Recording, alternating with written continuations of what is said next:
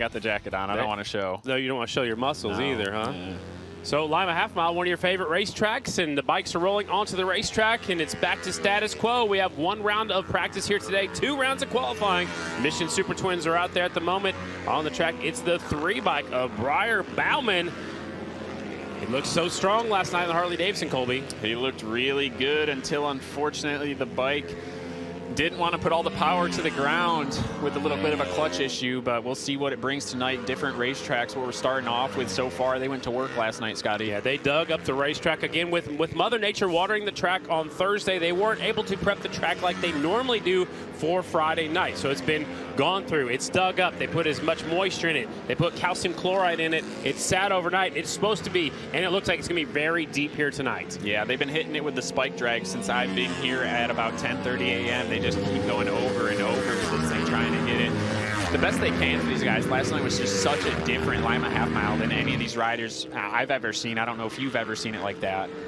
Which is awesome because it was a different format too. So a different track and a different format. Tonight we go back to the traditional Lima Half Mile. The pea gravel is flying over the fence here this evening. That's Briar Bauman out front on the number 3 Harley Davidson. Behind him, chasing him is the 32. That is Dallas Daniels, who got the overall win last night. Yeah, right there's the top 2 in the points. Briar Bauman's still our points leader, even though Dallas was able to best him last night. Then we got another guy right there, Max Whale, with a really good night. Just honestly a bit of a breakout ride for him in this class. Very impressive. Him and Bromley, they both had really good results last night. For a Royal Enfield at Lima, of course, the Royal Enfield won here a few years ago with Johnny Lewis in the production twins class. This is now the premier class. And Max rode the wheels off that bike last night. I was very impressed. I went up and gave him a big hug, man. I was like, man, you rode the wheels off that bike. Yeah, how was he feeling after? I didn't get the opportunity to talk to him last night. He looked like he was, you know, a little bit of bruising from the roost, but other than that, Briar Bauman's off the pace. But other than that, he said he felt really good. Briar's got his hand up already. Trying to get out of harm's way. Looks like the bike is still running. Now he pulls way to the infield. Can't tell if it's still running or not. He could be just coasting. Yeah, no, he's definitely still running to make it this far.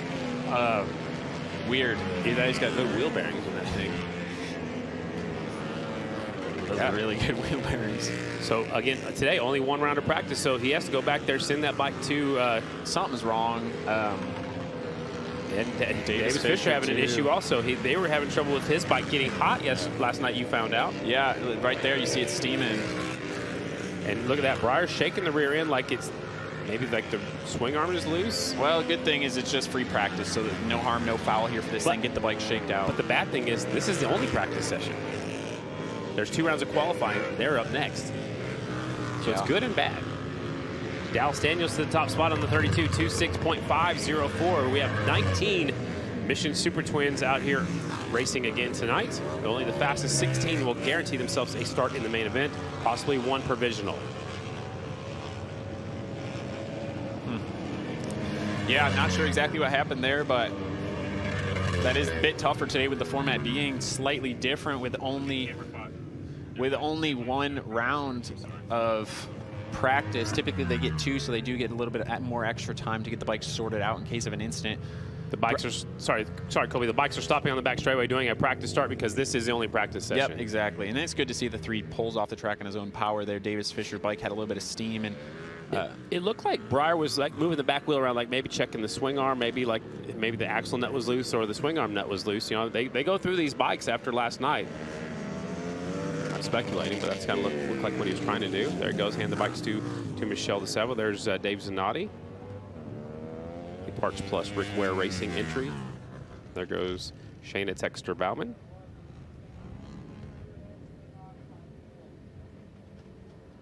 Michelle goes straight to the rear end.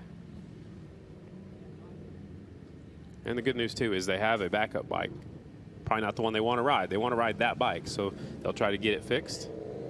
Yeah, no big deal, really. They're just going to get that thing, you know, checked out. And even if it's something small, just sometimes as a rider, you'll feel something. Like, I'm sure there's been times where you felt like you had a flat tire, and it can get in your head so bad, then you'll look down and nothing's wrong with it. But just once you get that initial thought. once you get that initial thought in your head, it sticks with you until you do go back to the pits or the race is over and you can analyze the bike and take it apart to see. And don't take a chance. If you're not feeling right or something doesn't feel right to you, pull off. Yeah, absolutely. You know, it's practice. Yeah, no big deal. You can see it's getting deep over there off of turn number 2 already. That's what we're expecting here tonight. They dug it up very deep. So after this first practice session, Dallas Daniels at the top spot. No surprise. 2.6.260. Breyer's still over there talking to Jared right now, maybe talking about the racetrack because Jared Meese is the promoter. Brandon Robinson second quick. Trent Lowe on the Honda is third. Maxwell on the Royal Enfield is fourth. Dan Brownman on the Suzuki is fifth. And Logan McGrain on the KTM is sixth. Van de Kooi also KTM seventh. And the Yamaha mounted rider James Ott eighth. Davis Fisher got one lap in before he pulled off. He is currently ninth. And Breyer is 10th out of the 10 bikes that have been on there. Pulled off very early, so. Again, it's just practice, and this is just the first round. Welcome to round number 7. The Lima Half Mile presented by Drag Specialties. A couple of housekeeping from last night. A lot of tickets were not picked up. They were doing drawings. If you did pay to park, you got a parking ticket. We're still looking for some winners. Go to the Jared Meese T-shirt booth. It's on the north side of the grandstands. A yellow ticket 1123, a pink ticket 1825, a yellow ticket 1129, and a pink ticket 923. There are some fabulous prizes that have not been picked up yet. I'm going to try to come up with a parking ticket real soon and go over there and claim myself a helmet. We're going to split it if it doesn't get claimed tonight. All right. Also, if you lost a Toyota key fob, go to the Meese office underneath the grandstands. That has been found and has been turned in. So had to take care of that stuff right there. We're watching the track crew right now. The drags come out. They make about a lap or two. Then the water truck chases them down.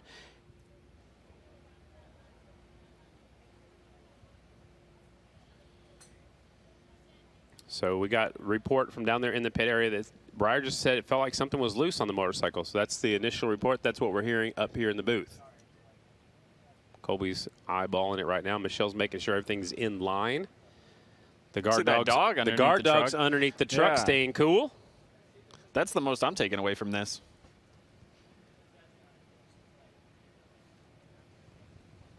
Spinning the back wheels, trying to. You see, he's trying to shake it back and forth, see if the bearings may be loose or anything. You know, just make sure.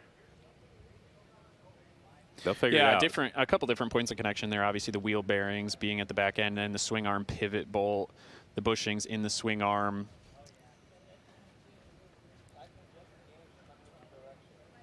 Michelle DeSalvo, make sure everything is tight. Make sure it's still free spinning.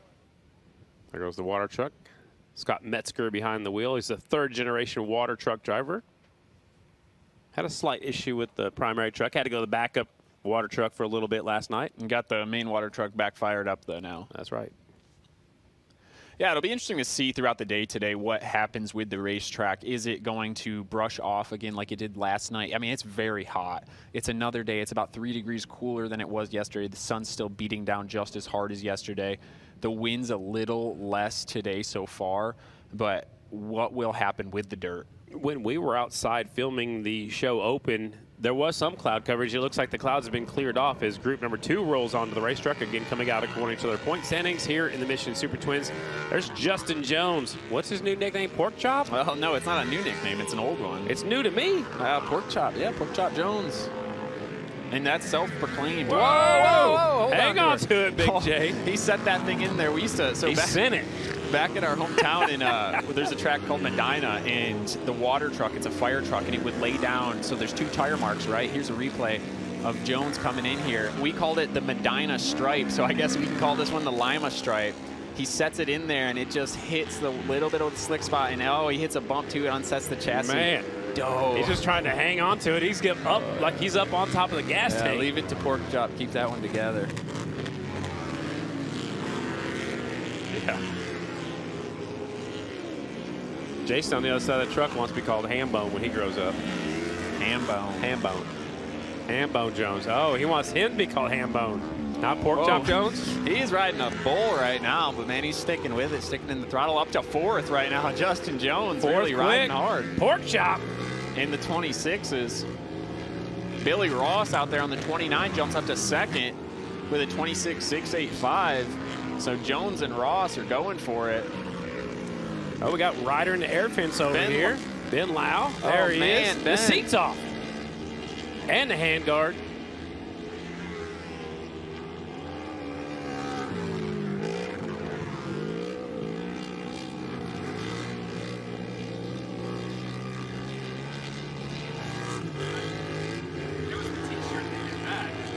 Ben Lau. I was talking to him earlier today. We were talking about the format and what we thought of it last night. Unfortunately, we did see him have a little slide out like this yesterday earlier on in practice, so not the way he wanted to start the day here today, but there's Billy Ross on the 29. He had a couple of mechanicals yesterday. Looks like they got that thing dialed back in. He's at the very bottom of the racetrack. Chris Carr calls that the catfish line. Or the PW50 line. There's a different word for it each time, Scott. I make stuff up as I go. Me too. There you go. We'll get this stuff figured Jones, out. though. Jones up to second. Woo. Either the track got faster or Justin Jones and Billy Ross are laying it down right now. But those two guys deep in the 26s, hats off to them. Did you write down the 32 already, or are you waiting? 26-2 is pretty quick out of Dallas Daniels. Okay. What kind of confidence and momentum is he going to bring out of last night to carry on not only tonight, but towards the rest of the season after Briar Bauman was able to pick up those 3 wins in a row? Well, now they're both 3 apiece, you know, but the good thing is this is the first half mile. He's showing where his strengths may be. And, you know, we leave here. We got a mile race next weekend, and that's going to be a new one for, you know, for Briar on that XG and also Brandon Robinson. So, you know, some of the unknowns. And then we'll have some TTs coming up. And we'll have some variables into play next week. You know, you've got Declan Bender, who's on Brandon Price's bike from last year. Brandon Price ran really strong at DeQueen Mile. That Yamaha is so fast. And he got up to 4th in main event number 3 last night. Declan Bender just getting acclimated to that motorcycle, had a good run. Checkered flag is out from Big PR flag, but that's Kevin Stallings on the 99. Billy Ross up to 3rd on the 29. Go ahead and write it down now. That was the last group. I will. Got to keep you in line. Chatty Matty, who announces the IRA sprint cars, is tuned in and watching us on FloRacing. Here comes the 99 up the inside, sliding on through. Oh, man, it really gets it to the handlebars to the lock position. A little bit slippery down there. Kind of, yeah, that could be on the T-shirt for next year here at the Lima half mile. Jones was pretty good, though. He had that thing loose. Yeah, Justin Jones going into turn number 3 was awesome. That was Mission Super Twins' first round of practice, actually only round of practice here today. Again, 1 round of practice since everybody was here yesterday, so there's just 1 round of practice, and then we'll go into qualifying. We also have a different bonus class out here today. It's the George Roeder hand shift class. So Super Twins are done with their first and only round of practice. AFT singles are up next right here at the Lima half mile, presented by Drag Specialties. We'll be right back.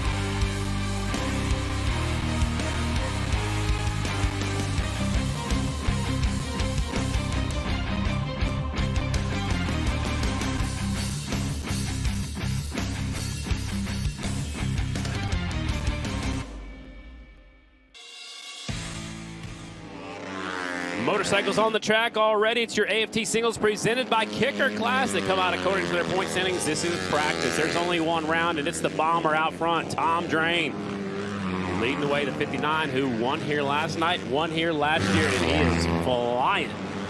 Yeah, I'm interested to see what kind of lap times will one of these guys be able to drop into that high 25 range that we've seen here before.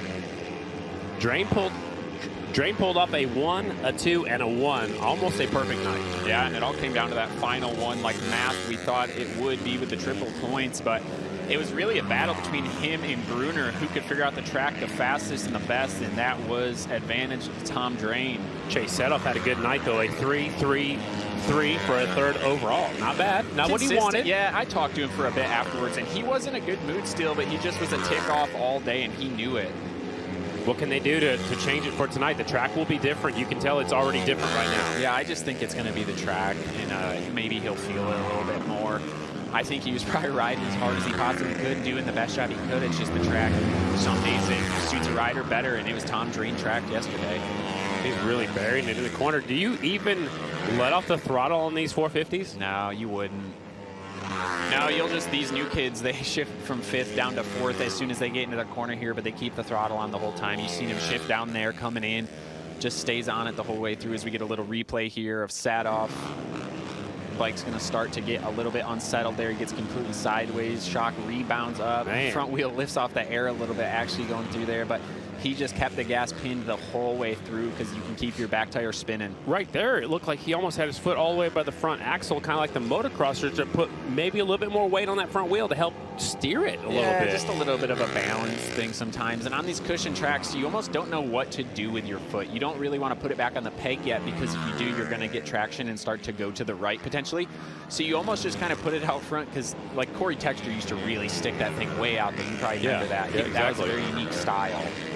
Trevor Bruner right now had a good night going, had a little issue in that final main event with a 15th place finish, but he got a 2nd and a 1st, and he was showing some speed last night. The guy right behind him, Terrence Santero, a 4th, and a 2nd for 2nd overall, because that last race paid the 3 times the points. Yeah, and he didn't know he had it coming, but Tom Drain did. He went 25.845, absolutely flying on the 59 machine. The rest of the boys, when they get back to the truck, they are not going to want to see that. That is going to be a head scratcher. That's faster than Dallas. Dallas with a 26.260. Yeah, and I think the track might be speeding up a little bit too, because we did see Jones and Ross go a little bit quicker than a lot of the Group 1 guys, taking nothing away from them, but not traditionally. That doesn't happen traditionally. Was it too wet in that first session? It could be. That was a little bit slower than possibly. It could be too wet or just a little bit too deep at that point, and maybe it's starting to move around, fluff around a little bit. Checkered flag is out here for group number 1. There are 3 groups. We did scratch off 2 riders. Dalton Gauthier is not racing. Just got a text message from Robbie Bobby, the crew chief, and he has decided not to race tonight. That's Dalton Gauthier. Also, Van Erd, who went down the back straightaway, got reports he's been checked out. He appears to be like he's okay, but he is not racing with us here tonight. Nope, he's not. There is the 21 of Trevor Bruner. And Bruner, man, what a good run yesterday, really trying to make a comeback season here to try to get back into the championship fight. I liked what he did right there. They did a practice start on the back straightaway, but then he railed it off through at least until halfway down into turn, that was 3 and 4, but that's what you do off the start, because you're not up to full speed, but when you do a practice start, you just keep going through the, through the gearbox and keep it wide open. Let's take a look at yesterday, a replay from the 21 going off into turn number 1, and the back end just stepped out on him. It looked like the bike, locked up though. Is that what put him down? Yeah, the back end, something just sets free in the motor and locks it up just a little bit there. Unfortunately, it does take him down. When you're at that point, if you have a mechanical problem at that point where it locks the rear wheel up, whether it be mechanical through the engine or something else, there's nothing you can do when you set it into the corner there and it locks up just like that. Your best case, you really want it to do it on the straightaway when no one's right behind you. But you also don't, when no one's behind you for sure. Yeah, but if you can pull in that clutch and try to get out of the way, we saw a couple of motors, people have issues yesterday, and so you pull in the clutch with your left hand, so you're throwing your right hand up. I know, like when you're on a mile, I know Chris Carr would tell people, and when he was talking to the rookies, he would tell them, kick your leg out. Steve Moorhead would tell him to let people know that, something's going on and don't run me over. That was always a fear of mine. Because especially on the mile, I mean, you're 6 inches from their back wheel, just hoping and just trying to keep it out of your mind of anything possibly going wrong. Track prep after every single session, so the trucks are out there thanks to Fairway Ford, Fairway GMC, proud sponsor of some of our riders and helping out here today. We'll be right back. Up next, group number 2, AFT Singles presented by Kicker Class.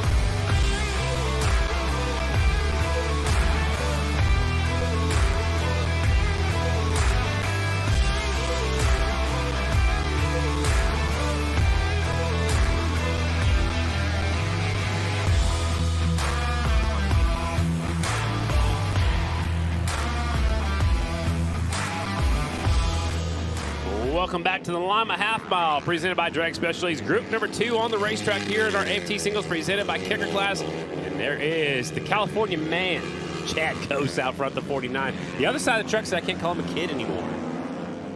I think he's always going to be a kid. Maybe in his head.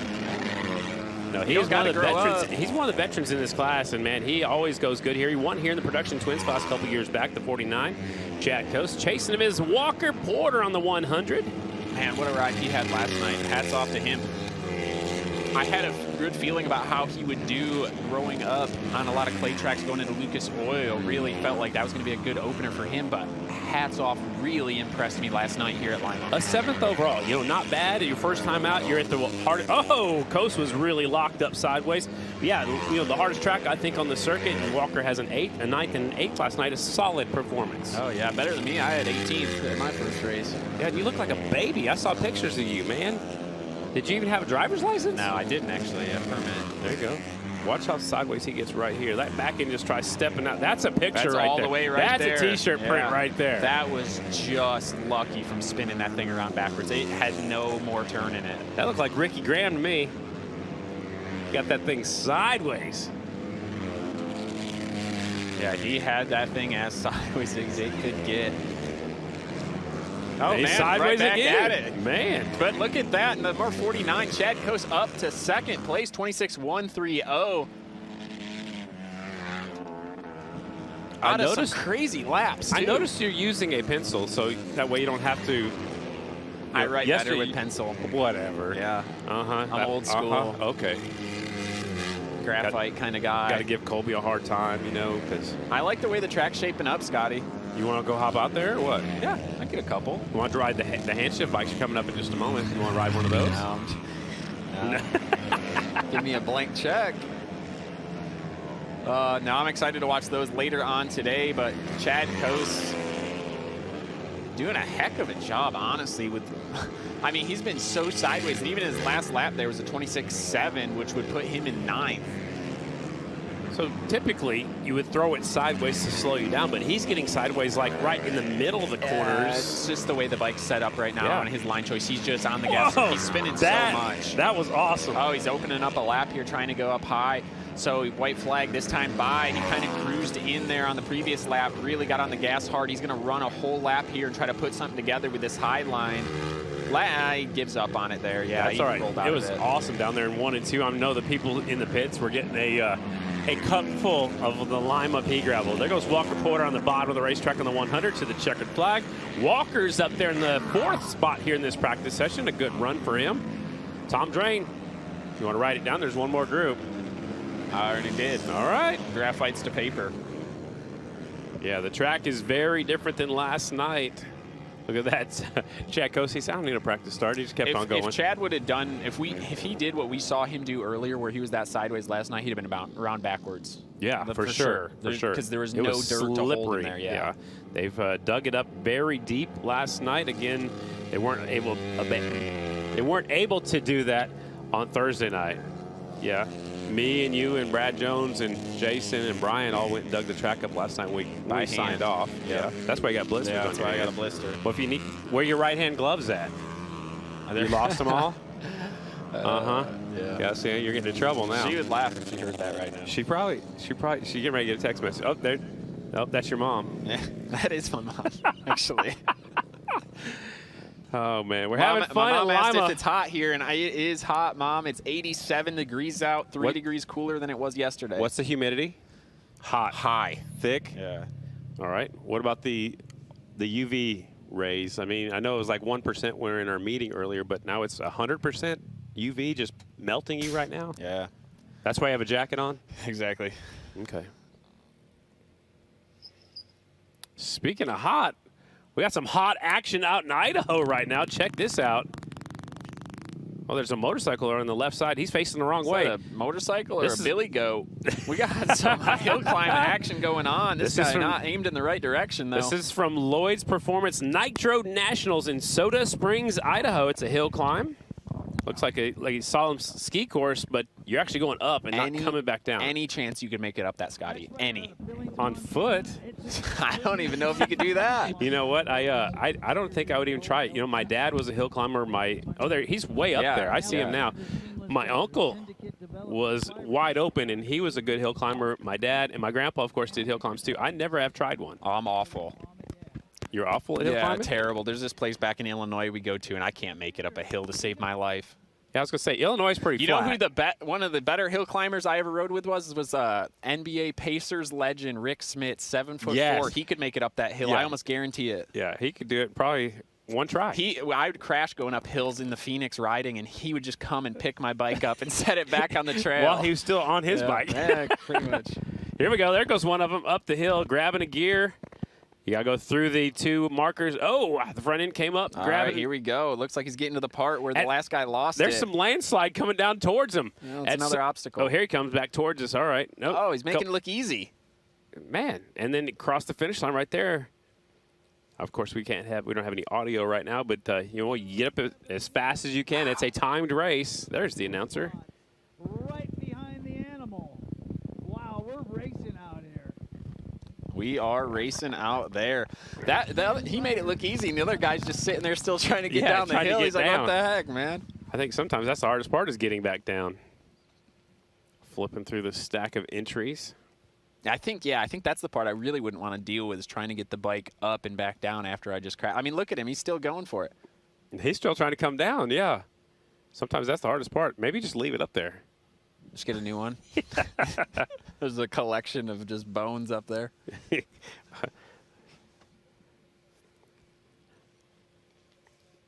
Yeah, Malcolm Smith. Malcolm Smith just turned around and rode it right back down. That was the Widowmaker. Here comes the next contestant. Here he comes. You start off to the left side. He made this left-hand turn. Here we go. Well, there's a jump, too. Yeah, that was like a motocross jump right there for him. To the left, too, there's one.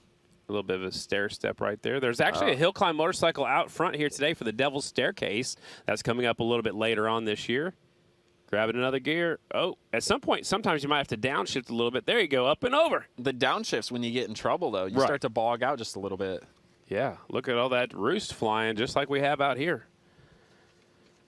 There we go. That was a little treat there, getting a little bit of hill climb action in. Up next, group number 3, AFT singles presented by Kicker Class. Lightning McLean. Drucker will lead him out of the 42. Trevor Martin, an Ohio native, in his second race. He raced his first race with us last night. He's on the 180. 72, Jess Reynolds. 225 is Tyler Cunningham. His twin brother, 252, Dylan Cunningham.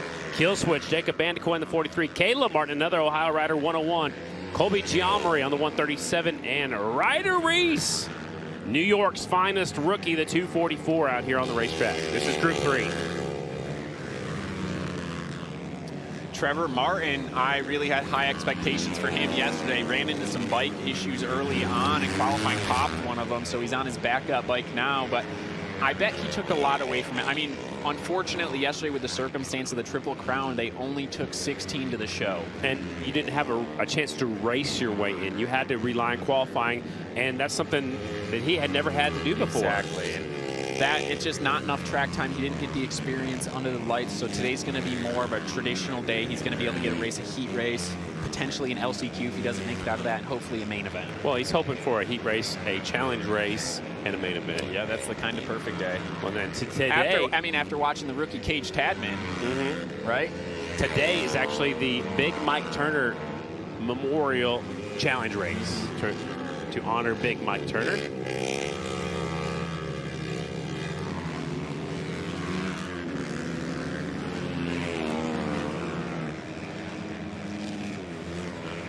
Notes from the other side of the truck is look at all the tape on that helmet. It's completely covered up with some red painter's tape. I didn't tape my helmet up for Thursday. Why not? I was hoping to be in the front. Because you guys have a helmet shop, that's why. No, it was that's a good one. It was a custom one, but I was hoping to be in the front, but I wasn't. But yeah, all these guys spend a ton of time taping their helmet up, taping their bikes up. I actually did a little bit of a segment with Ruth on the American Flat Track Instagram and Facebook page where you can dive into the preparation they do for this track to try to keep the bikes in good condition. And that was over in Aiden Rusev's pit area, right? Yeah, so and you got to do it carefully. Ben Lau, I looked at his bike earlier. We had some mispreparation, so he just put painter's tape down the frame. Well, if you don't put duct tape over the painter's tape rips into 1,000 pieces. It comes right off. Well, no, he wishes. Now he's got 1,000 little pieces of painter's tape to individually pick off. Oh, wow. So you need to do 2 layers of painter's tape and then a roll of duct tape. That's a lot. It's a lot of work. And did they take that all off last night and start fresh with today? No. Trevor Martin's bike looked like it was completely fresh, like it hadn't even seen dirt yet. Well, yesterday, not quite as much roost. Typically, we see most of these riders' arms just completely welted and bruised up from the roost. Not a lot of that going on yesterday, but today's going to be more of that tradition.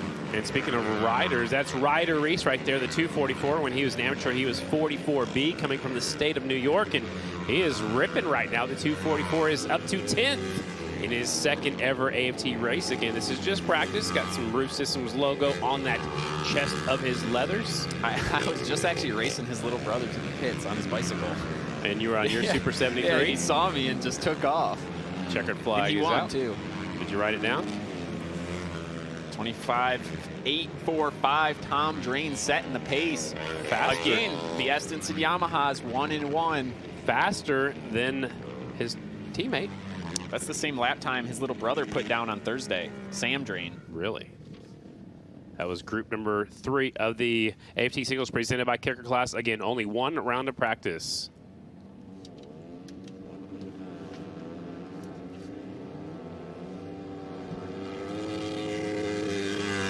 I like the different colored tape they have on there. I think Bandicoot had all white tape. And My mom always liked when I did like a really bright one. So you could, you're easy to find out there. Yep. So that's what's the hard part too. As an announcer, you typically look for a set of leathers or their helmet. That's how they stand out. You know, when we're not zoomed into the footage and there's a big group of riders, it's easier for me to look for a perfect set of leathers. Except for when like the Indian team were all identical leathers, and then you have to look for a helmet. But when they put these different colored tape on here, you got to look at the number plates. It's a little bit harder. Yeah. Yeah, and it just lets your pit crew kind of see when you're off in turn 3 really far away from them. They have a better idea of, hey, that they've got neon green tape on today, so that's exactly where they are.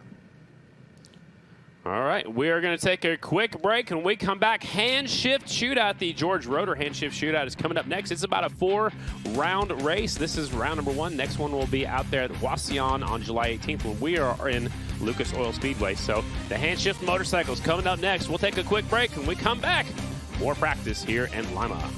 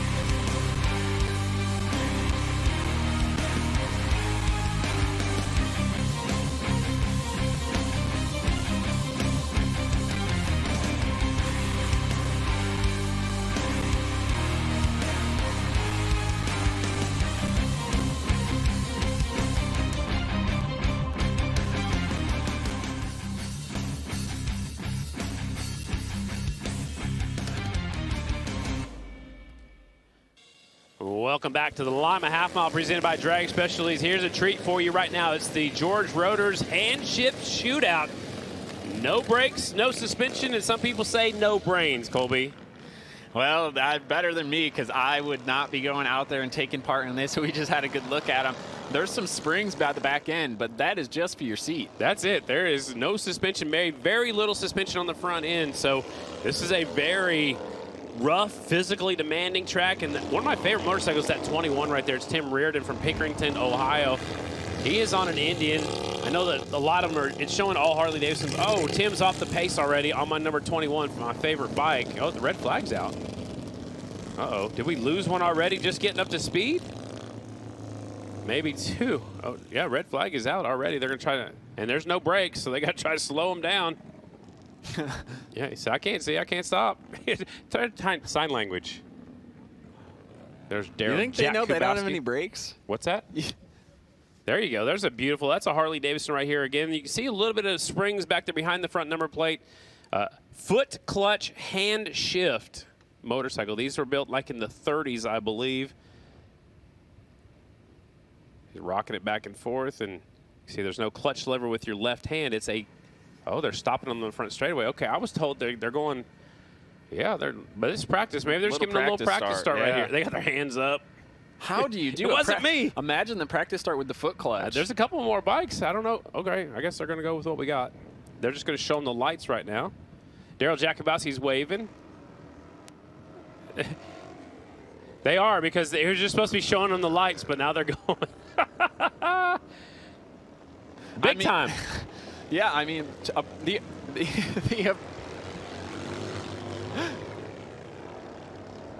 yeah. No suspension, foot clutch, hand shifting, and pebbles are coming at you at 100 miles an hour. a lot going on. You think you could handle doing a starting line with that foot clutch? No, I'm not doing that. I'm not riding one of these on this track. Blank check? Nope. No. Oh, wow.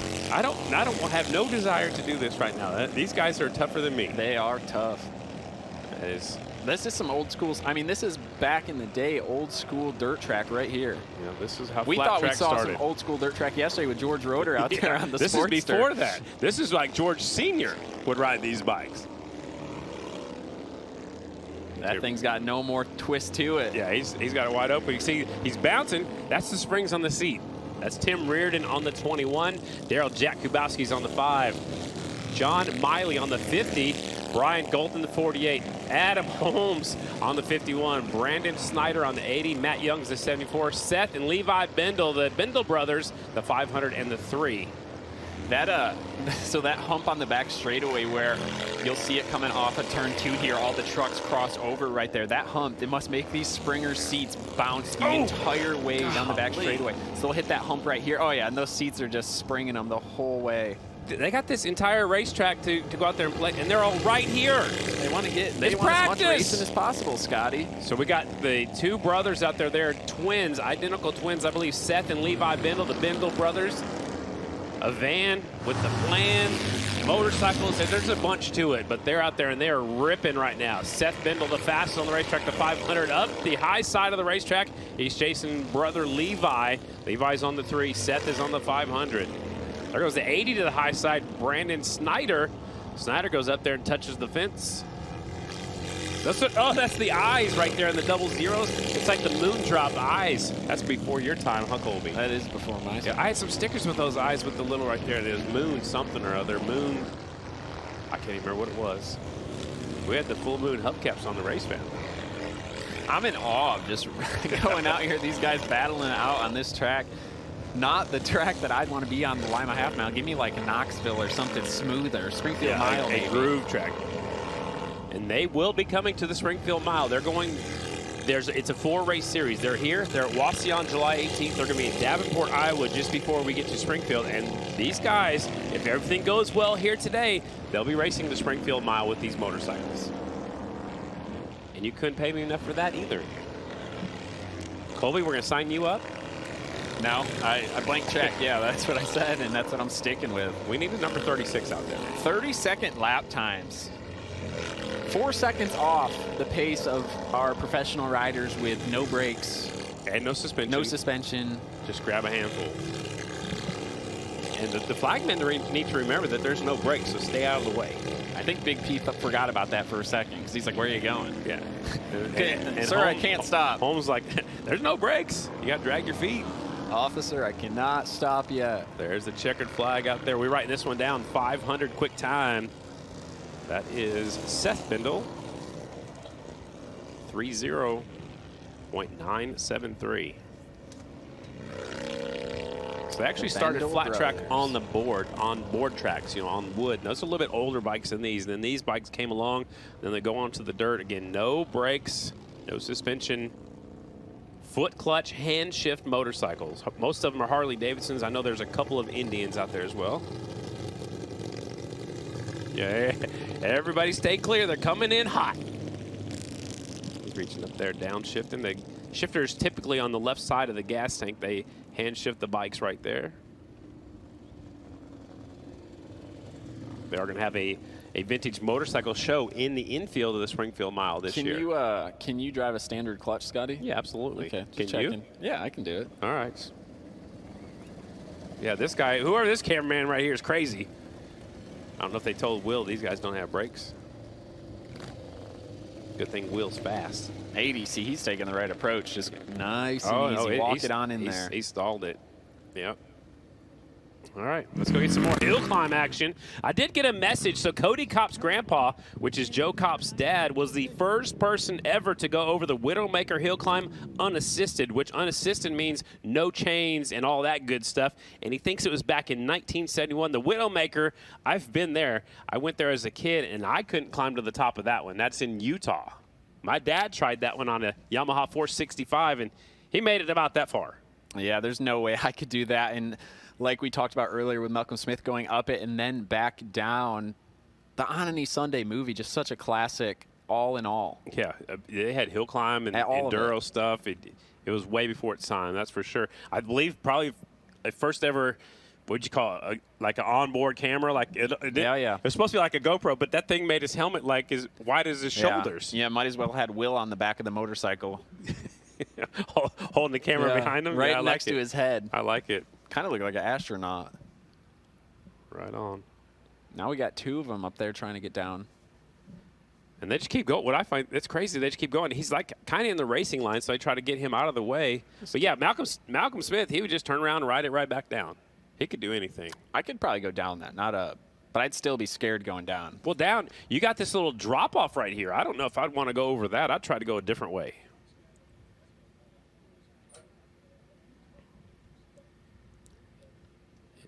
Yeah, our producer Brad on the other side is like, Malcolm Smith's one of the coolest, nicest people you've ever met in the whole world. He's trying to nurse this thing down. He's right in the middle, near the top. So we're done with all of our practice here today. We've had our Mission Super Twins, our FT singles, our hand shift motorcycles. The George Roeder hand shift shootout is done. When they come on the racetrack again, it'll be time for qualifying. 2 rounds of qualifying. Also, when the hand shift bikes come back out, they'll be in their heat race in just a little bit.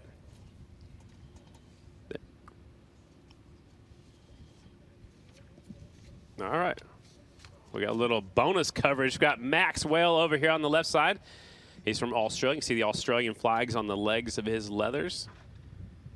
And we got a hill climb. Oh, that guy finally made it down on the right side of our screen. Max, you have no idea what we're looking at here as far as this hill climb goes, but thumbs up or thumbs down, do you think you could take it on? I don't know. What's your hill climb ability? I don't think he can hear us where he's at. There he goes. The next one's taking off. Yeah. I guess he's showing us. Yeah. He's ready. Look at this competitor on the right side of the screen. Here he goes. There's a little step up right here. Grabbing a handful. They got those swing arms stretched out. He's gaining speed right now. Up and over. A little bit of a jump right here. And here comes the finish line. Up and over. There you go. From the Lloyd's Performance Nitro Nationals out there in Idaho. Soda Springs, Idaho. I don't think I've ever been there. Have you been to Soda Springs? I don't even know what state that's in. Idaho. I know. No, I can't remember the last time we've been to Idaho. Probably on the way out to Castle Rock. Yeah, most likely, yeah. Back when you broke your collarbone. Yeah. You drove all the way out there. I have never had a good experience out in Castle Rock. We got to change that. Yeah, yeah, we can go back for sure. Last time we went is in 23, and I had Portland, man. It was an experience in that city. Portland? Portland.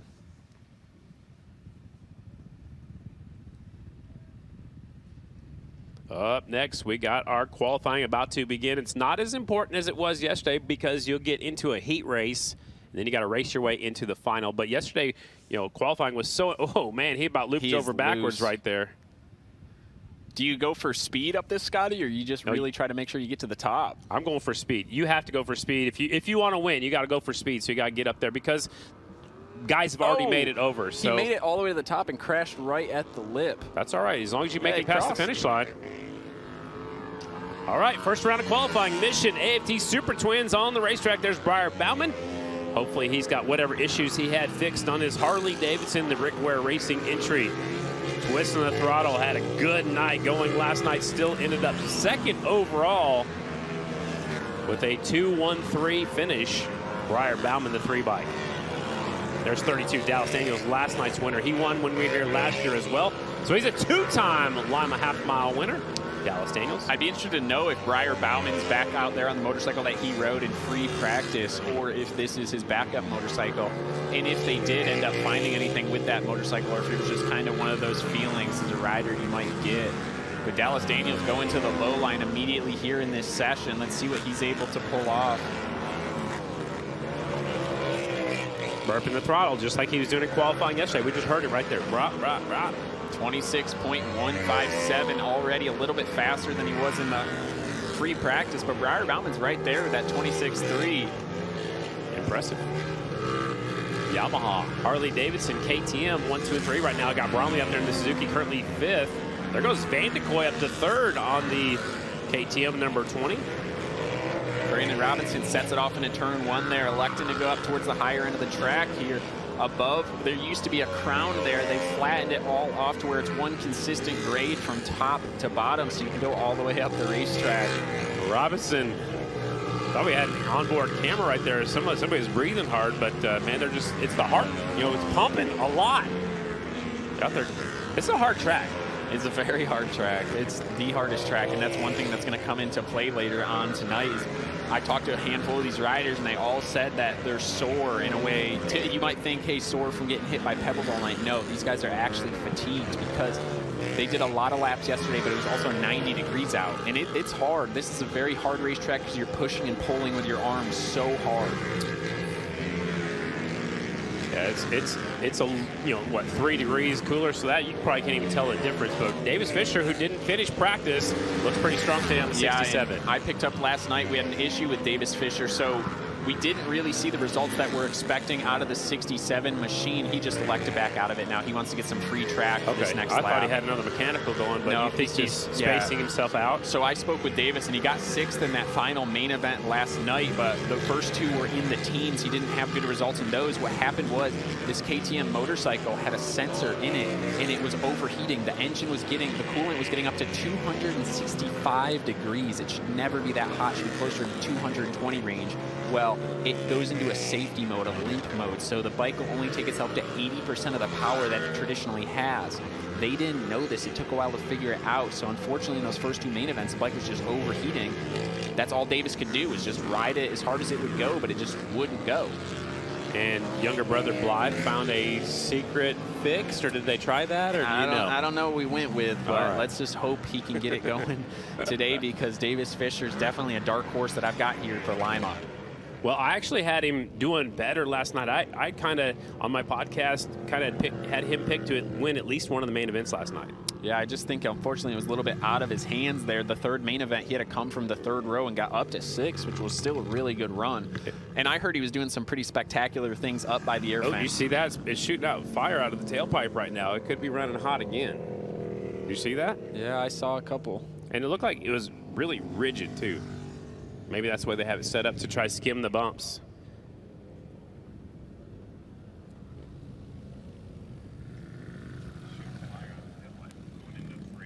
Yeah, Davis is looking at something, trying to get something figured out there with the motorcycle, but he's got Jimmy Wood, part of Jared Meese's old crew, working with him now, so really good package. Just hope he's able to get everything sorted out. Yeah, you see some fire coming out there.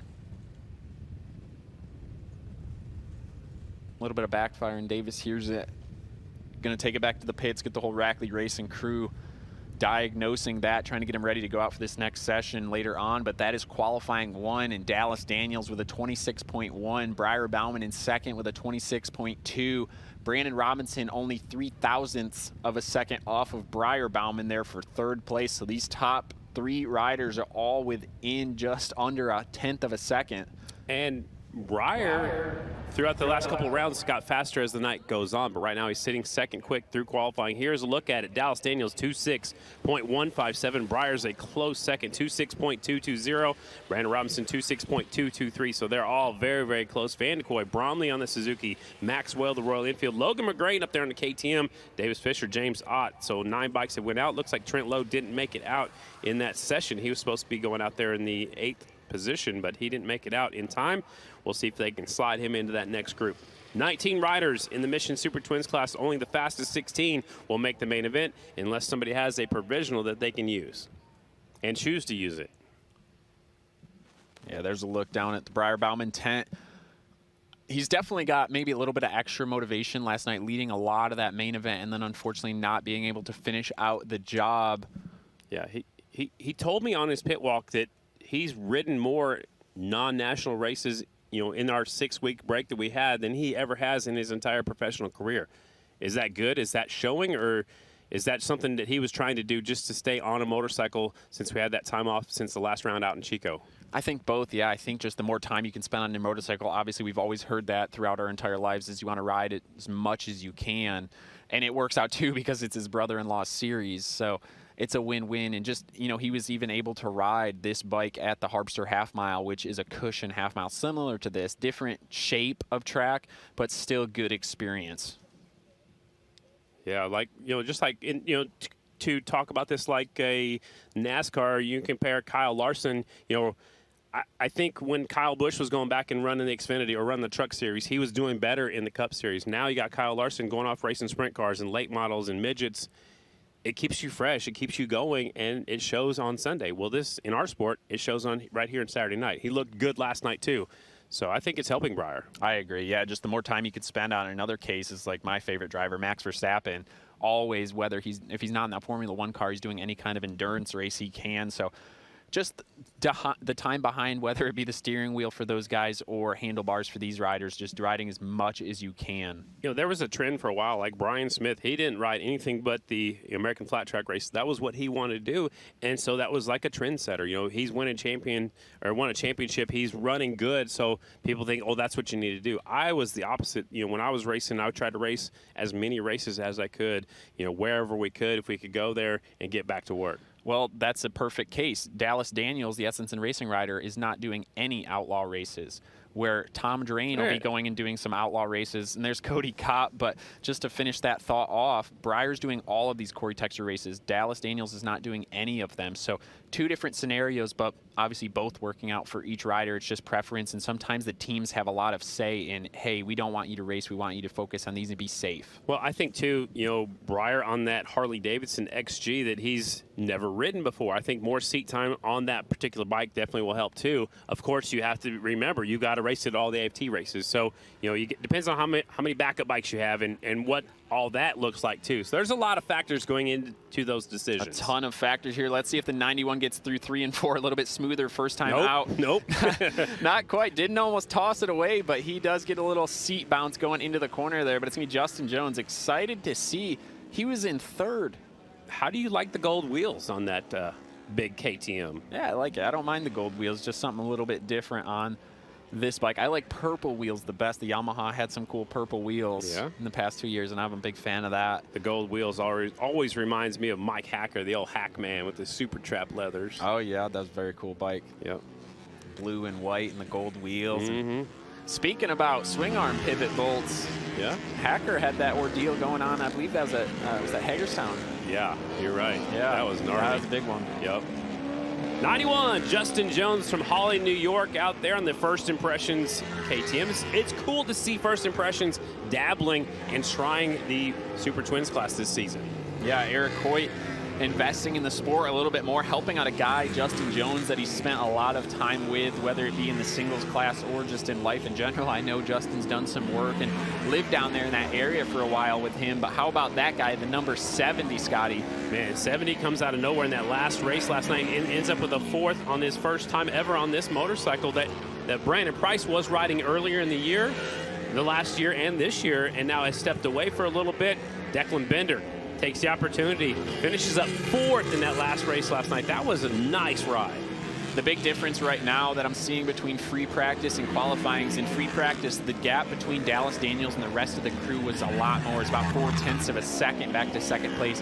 This time, there's only a 1/10 of a second in between first Dallas Daniels and back to 6th of Maxwell, 0.3 of a second. So that is nothing. Is that because the other bikes went and figured something out? Or is that just the track changing? Why do you think it's closed up? I think a combination of the two. I think the track for the first group was, whether it be too wet or something that didn't allow those riders to really go quite as fast. And honestly, I think there might have been a timing issue there for a second in that first group because Briar Bauman only recorded that 32-second lap time. So But Briar did pull off in that first session, too. he did, but he had a few laps in prior to that. But the 34 machine, later on in the main event, we saw some smoke coming out of it. Unfortunately, still just a puff of smoke here and there out of that Yamaha machine. So hopefully Cam Smith's able to get that sorted out or at least get it, nurse it through the day today. Yeah, on the Fredericktown Yamaha. That's his own personal bike, but he's got help with Fredericktown Yamaha, who puts on the Barbara Fritchie Classic up there in Frederick, Maryland. Oh, wow. Man, they're all trying to make the picture for the T-shirt cover. This is the place to get it done. Or the cover for the program for next year. There's not a lot of racetracks where you can get that sideways and be comfortable doing it, but Lima's one of them, so get your T-shirt picture here. There you go. We got a lot of opportunities so far. Daniel's still the quick time, 26.157. The checkered flag is out, so it's Yamaha. Harley. Talking about Harley Davidson. Up there second and third. Take a look at this replay. This is Cam Smith on the 34, kind of using his foot out there. And here he gets it sideways. Look at that. That'd be a smooth picture. He's looking, oh, man. He's he looking almost spun around us. Backwards. Yeah. He was so close to spinning that thing around backwards. That thing was aimed straight into the center of turns 1 and 2 there. Cam Smith. That was cool. Good shot. Good job, cameraman cool for out us. there. That was cool for us, for sure. I don't know if Cam Smith was that cool with it, but that was a good one for us to see. Qualifying, round number 1 is in the books. Dallas Daniels on the Yamaha, quick time, 26.157. Then you got the Harley Davidson second and third with Briar Bauman, Brandon Robinson, Jared Vandekoy fourth on the KTM, Dan Bromley fifth on the Suzuki, Maxwell sixth on the Royal Enfield. Then you got Logan McGrain on the Ryan Varnes Racing number 14. Justin Jones, we were watching him right there, third in practice, eighth so far in qualifying. Declan Bender and Davis Fisher rounding out your top 10. Round 1 is in the books for the Mission AFT Super Twins for qualifying. Up next is your AFT singles presented by Kicker Class. 3 groups. Looks like we have 29 riders here tonight. Dalton Gote is a scratch, and so is Van Erd, who went down last night. So we've narrowed it down to 29 bikes here in our AFT singles class. Again, the fastest 16 will qualify to the main event. Back to the hill climb action out there at Lloyd's Performance Nitro Nationals in Soda Springs, Idaho. Don't see anybody on the hill right now. I see some dust up at the top, but I don't see anybody on the hill at the moment. We'll see if they're going to send somebody out. But you start to the left side. Looks like they kind of go up and over a tabletop, then make the hard left turn, then start up the hill. Yeah, a lot of them nowadays, you do have to do a couple jumps before you even get a run at the hill. We're trying to get a report that think they're moving up to the bigger bikes. They put big, long, stretched out swing arms. They put chains on their tires, alcohol burning, fire breathing. Yeah, if you've never been to one, you've got to go check it out. And just to listen to them, if you get close, your eyes start watering. But, man, when they put that power to the ground, that front end comes up. You got to lean forward, but you're going uphill. There's a lot going on. Yeah, there's one by my parents' house in New York that we used to go to called Pokes Holes. Really cool event. Heck of a hill. I mean, very, very difficult to get to the top. In New York City? No, not that part of New York. We don't count that. So you're not included in that part of New York? No, I'm on the west. Well, the west side, yeah, Western New York, the Finger Lakes, wine country. You make wine in New York? We make a lot of wine in New York. Man. Some of the best. Oh, sweet wine up there in New York. There goes one. Here we go. Yeah, it is stretched out. The big roost coming out. You can't even see the guy. Yeah, that's the most roost we've seen all day. There he goes. He hit that corner where'd he perfectly. go? There he is. He shot through the gap right here. It's like this might be the hardest part of the course right here. It's pretty much straight up and down there. They go. The front end still coming up, grabbing another gear, up and over, across the finish line. Oh, it just puts your front end down. Challenge, too, because you can't let that thing wheelie too much because then you'll either go over backwards, but you don't want to let off too much and lose the run you got at it. So hats off to that guy getting up that hill. But, man, that rooster tail off of that berm. It looked like the announcer was just sitting there eating all the dust. Maybe I'm glad I'm over here. Yeah, the worst thing we got's getting iced out. Too cold. Well, look at that clapping. It must be new quick time or something because they're clapping for him. That was a good run. Rumor has it that was Max Whale. Really? Yeah. He made it to Idaho and back? Rumor. You're spreading rumors? He stood up the same time we said to go, yeah, so I don't know. Yeah, put his helmet on. Lloyd's Performance Nitro Nationals, too, up there. The American Hill Climb up in Soda Springs, Idaho, getting a little extra coverage here today while we're doing the track prep out here at the Lima Half Mile National. Don't forget, hang on to your parking tickets. Don't leave that in your car because we got a lot of cool prizes out here today, and 4 prizes weren't picked up from last night. So if you have ticket 1123, ticket 1825, ticket 1129, and ticket 923, go claim your prizes before we redraw them again over there at the Mies T-shirt area on the north side of the grandstands. Claim those prizes, or we're going to draw for new winners a little bit later on. Did you pay to park today so you can be in the drawings? I know. I'm still printing my ticket. Oh, copying down that. What number should we put? 936? 1036? 4336. All right, 40. Yeah. You think 4,300 cars will be parking today? Could be. All right. Here goes another one up the hill. Oh, there goes the, they got a water truck too. And then today, the Back on Track crew giving away that Honda Navi. Our winner from last night, the guy that won the PW, Daryl Jakubowski, is racing the hand shift class. Nice. And he bought his tickets right before you. Right before me. And he told you he was going to win. Specifically said, don't buy it, I'm going to win. I said, all right, Daryl, I'm sure. Sure enough.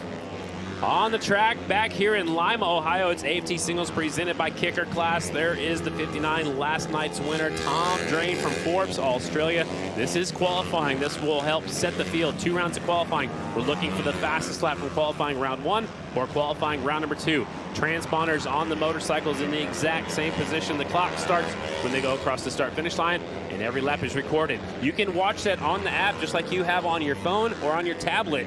You can watch it home, or you can watch on your computer. Yeah, if you guys don't know exactly what we're talking about, we have the screen above us just to see, but you, like Scotty said, can download the app. I love the app. I check it off frequently. There's a free... You want to know where exactly your guy is or where your rider is at that point. Well, that, and all the teams are using it down there in the pit area. They're watching this. Oh, yeah. As a rider, you're always looking over someone's shoulder to see their phone because you might not have yours watching the on-track action. Tom Drain breaking out a 26.0. Wow. Not quite as fast as his time from free practice. But just a little bit faster than Dallas Daniels so far.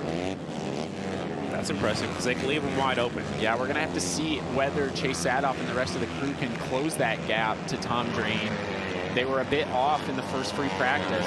And you said earlier today that they can ride these 450s wide open. When you're on those, super twins, you kind of have to back off a little bit, set it into the corner, and then grab a handful. And it's harder to slow those things down, which means it's harder to get them up to speed. Yeah, exactly. You have to be very careful. I could never even think about holding a twin wide open all the way around here. I'm sure there's some guys like Brad Baker was always so phenomenal here and absolutely could ride the heck out of some of those XR 750s. We saw the Bullet earlier today. He was actually here Thursday for the amateur day, and the Mother Nature watered the racetrack and almost went inside his car. There was that much water over there in the pit area.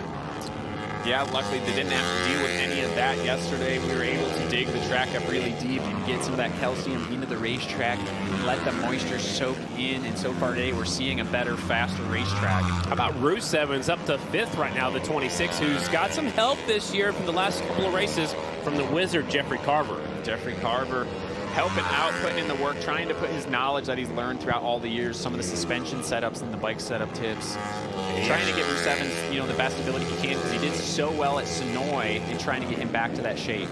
He said he is going to win the Lucas Oil Speedway because he's raced there in a race car before, so he's going to win that one. It's already checked off on his list. He's following it, so we're gonna put that to the test here in about a little less than a month's time. I want to give a tip of the cap. There is Roos Evans right there on the 26 from Southern Illinois, down there close to DuQuoin, goes up the racetrack and maybe a little bit up too far, but also a tip of the cap to the 63, Jared Lowe. That's Trent Lowe's little brother.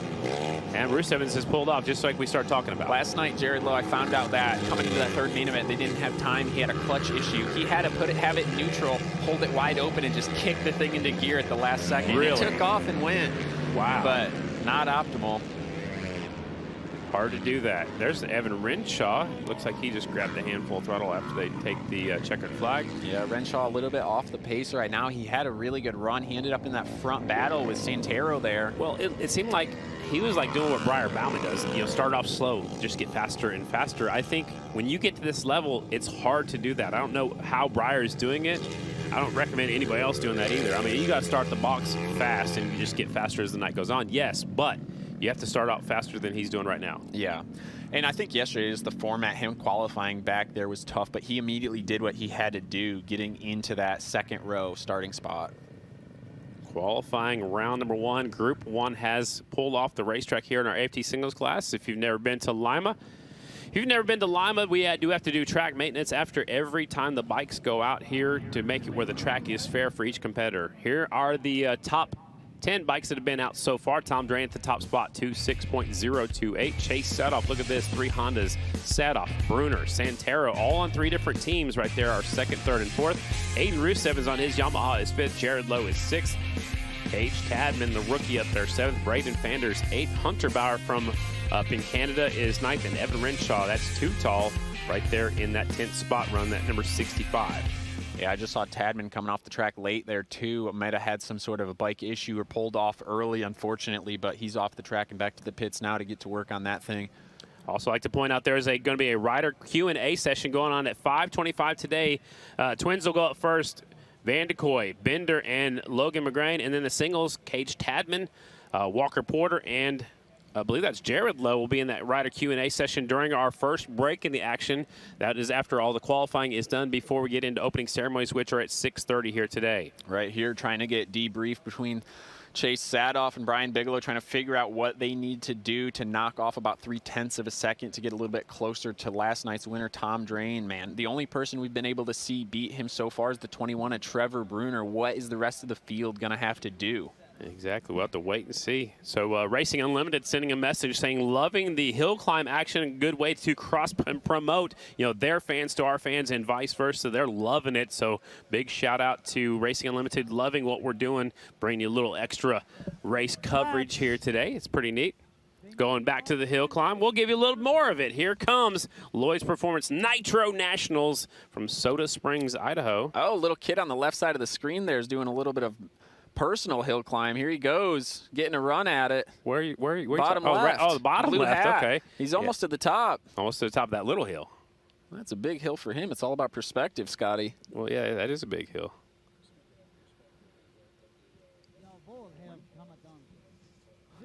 Yeah. Speaking of perspective, did a bike let go at the top of the hill, or is that just a big old puff of smoke, or is that just a real cloud? That's all the shade they get there in Idaho. Is that why they grow so many potatoes? That's why it's so dry. Yeah, the little kids down here playing with rattlesnakes and stuff. And oh man, it looks like a good day. That's another AMA Pro Racing event out there in Idaho. Let's go, gentlemen. Let's bring them up. I think the first hill climb I think I went to was in Canton, South Dakota, just south of Sioux Falls a little bit. And I know my dad used to run that one a lot. My grandpa and, of course, my Uncle Joe, they were all good at that hill climb. But it seemed like we got in the car and we drove forever, and now we drive there and it's like an hour and a half. And I just remember where the Candy Shack was because I'd have some extra money. Oh, here goes. Oh, look at the wind going across there. Yeah, the wind's picking up. Another obstacle. Yep. I just remember that. That was a lot of fun as a little kid. Oh, they're scooting their chairs over a little bit, trying to get a little better view. That kid's having a good time right here in the blue hat. It is windy there. The only good story I remember from the hill climb I went to is this guy, there was a ton of motorcycles there, like 500 at least. And this one guy had a custom bee painted motorcycle, and a queen bee landed on it, like a real queen bee. So there was probably 10, 15,000 bees on this guy's motorcycle, so he had no way to go home. I mean, it was covered. Was it a hill climb bike or a street bike? No, a street bike. Really? Yeah. So they just had to leave it? Rumor has it it's still there. That's Colby Carlisle, ladies and gentlemen. He'll be on the stage every Saturday night. No, thank you. Group number 2 on the racetrack, and I think Chad Coast and Anselmi made a deal because Chad Coast has led every time, and he's supposed to be behind him. You'll do that. Yeah, exactly. For sure. And a guy like Chad Coast, where he's a little bit older and has a little bit of stature in the class, you kind of get some notoriety in the class, and you can make kind of a sort of deal like that. Hey, I want to go out in front of you, and sometimes you'll have guys do it, and other times you won't. Also right behind him is the 31, Evan Kelleher. Had a good night. Last night a 7th and a 6th, but unfortunately an 11th when the triple points counted. So he was up there in the mix on that 31. I know he's ready to go back to Du Quoin because he was up there in the lead draft the entire main event last year. Breakout ride for Kelleher there. And we've got another guy out here, Walker Porter. The Alabama Slammer, number 100. But Chad Coast was really good early on in the free practice. Let's see what he's able to cross the line with here in this one. There goes Walker to the He's high going to be side right of the back to racetrack. second again. Chad Coase repeating what he did in the first one. Chad Coase here to play today. Which is good, Colby, because this is qualifying. These laps count. So if he's qualifying second from the second group, he is sending it. Yep, and right now, Porter able to do what he needed, getting by Anselmi there. Now he's got a lot of clear track in front of him to be able to get a good lap in here. Look at this. All you can see is his eyes right there. There's Skylar Sintel, the 249. He had a good night last night. Porter jumps up to fifth. Him and Chad Coase doing very similar things here, just really excelling in this second group of 450 qualifying. Skylar Sintel also sending it out there. He's up to 9th on the 249 KTM. We go back to Walker Porter, currently 5th. That will be good enough to start on the front row of a heat race if he finishes right there, because we have 2 heat races tonight. Top 8, very important to be on the front row here. Get clear of that roost and be able to at least try to make something happen through the first corners. The first 2 laps here are so important in the races because after that it just gets so congested. I was going to say also those first 2 laps, everybody's right there and you're getting all the roost from every different direction too. Walker looking smooth. There's no cushion tracks down there in Alabama where he comes from, so he's been learning the cushion stuff on the fly. He is your AMA Nikki Hayden Horizon Award winner from last year at the Flat Track Grand Championships. Look at the difference in times right now. We've got Drain on an island all of his own there at the 26.0 range. And then between Coase and 6th place Centero, only 0.2 of a second. So all those guys kind of living around the same place. Tom Drain just has something figured out. It's so deep right now. None of these riders are going past the halfway point of the racetrack. Like to go way to the high side, I think only the Twins riders are going to be able to do that. Yeah, I agree right now. And we've seen that a lot with these singles. They do tend to always stay on the lower side. But how about Terrence Centero last night? Got all the way up to 2nd place around the outside, riding way up there where we just kind of saw Kelleher. I think last night was a little bit different animal. Probably wasn't as deep as it will be tonight way up there. I don't know if these 450s can get that high later.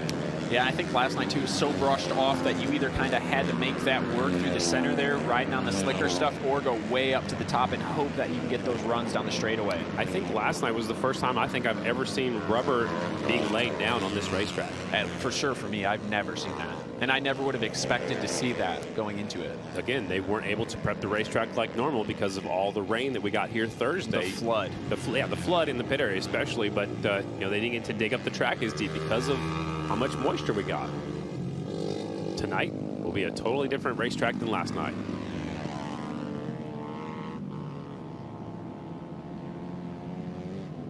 The 15 of Justin Anselmi on the Waters Auto Body KTM team. I love that team. They help out so many up-and-coming riders. You know, they're from up there in your neck of the woods, and they've retired now, sold their body shop, and they still are helping some up-and-comers. Justin Anselmi, for example, the 15 bike. That was group number 2, first round of qualifying for the AFT singles class. It's still Tom Drain at the top spot, 26.028. Again, about 0.2 faster, maybe almost 0.3 faster than Chad Coase, Sadoff, Bruner, Walker Porter, Santero. Aiden Rusev slipped down to the 7th spot, was in 5th. Jared Lowe, Skylar Sintel, and Cage the Rage Tadman. Right now, your top 10 after 2 groups in this first round. 1 more group to go of our AFT singles class. Then we'll bring out the George Roeder Handship. Yeah, looking through the sheet, we are down to 29 riders. Of course, we just found out Dalton Gautier's not running, and you just spotted that Ryan Wells, I don't see him on the list, but he pulled off a couple different times yesterday on his gas number 94, and of course Van Erd, who crashed on the back straightaway. Word is that he got checked out last night. He's sore, but he is doing okay. There's a rider stuck right here on the hill climb, right there at that first shelf up there, about not quite halfway up the hill. Now he gets the fun stuff coming back down. As a hill climber, you run a front brake. I would, I guess, to try to come back down, unless you're confident that you're not going to come back down this way. Then yeah, no, you take the front brake off, right? No, you need the front brake because you need to be able to stop it when you're coming back down. And you have to go, somehow they got to get down the other side, or they still have to get back down. Yeah, is the other side like a kiddie trail down? It's got to be a little easier, Or there right? could be a road, or a path, a goat path or something they can ride back down easier.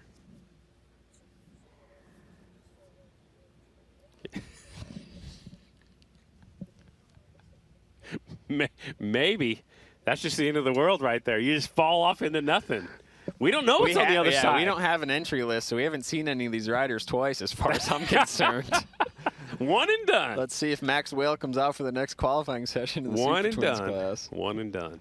Big thanks to Fairway Ford, Fairway GMC. They got the trucks out there dragging the racetrack, dragging the deep stuff back down. Then the water trucks come out.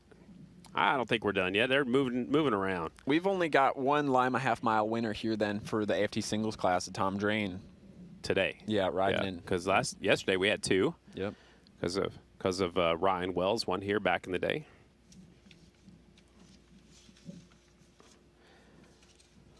Oh boy. My bodyguard is coming to see me in the booth. Oh, all right. I thought my bodyguard was coming to see us. I was trying to lock the door so he couldn't come back in. So we're up here in the booth, and I'm Scotty Dubler. This is Colby Carlisle. The some people know you as the Flying Tomato, 2017 AFT Singles Champ. Got your stripe peeled off because you announced here 3 years ago. 3 years ago. Man. Now we're here full time. All right, so the question from the other side of the truck is, how did we like the race format last night? As a fan, I thought it was cool because you got to see the best riders line up and race each other 3 separate times. You know, usually on the normal format, you have a heat race here and a heat race here. You split up some of the fast guys. Then you see the top 4 in the challenge race, and then you see all of them in a main event. So as a fan, we got to see 3 main events last night, and the intensity builds every time because 10, single points, double points, triple points. So I like that part of it. Can it be tweaked? Can it be made better? Possibly. But I thought it was cool. It was a very good showing for the first time out. Yeah, I agree. I think it was very cool how we got to see the top riders 3 different times, and it's still at the end of the night all culminated to basically the final main event is what decided the racing. So I loved that aspect, and I really enjoyed because we had different battles throughout the night that really were good that you typically wouldn't see because sometimes you won't see Tom Drain and Trevor Bruner in the same heat race. So we were able to get that 3 separate times throughout the night.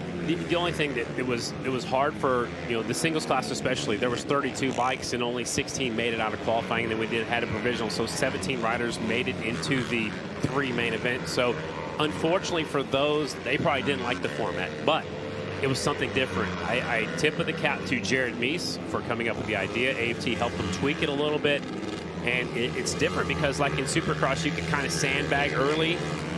Not here. You had to go for it in all 3 main events. Yeah, you absolutely do because of the point structure. The third one being the most heavily weighed, 3x points. That's Jess Reynolds on the inside, the 72. It's good to see her back out here. And the 101, Caleb Martin, another Ohio rider. Jess Reynolds from Pennsylvania. And she was a very tough amateur rider.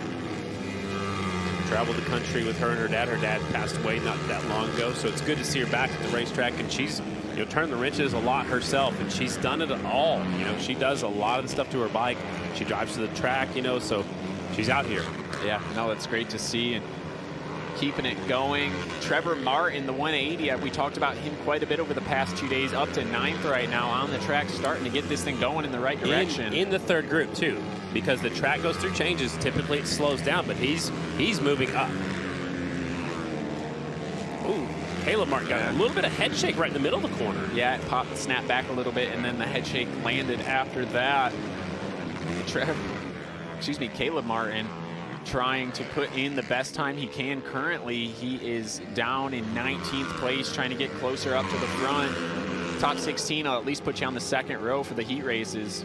There's the 244, Ryder Reese, turned pro. Yesterday was his first pro race. He's from New York. New York's finest.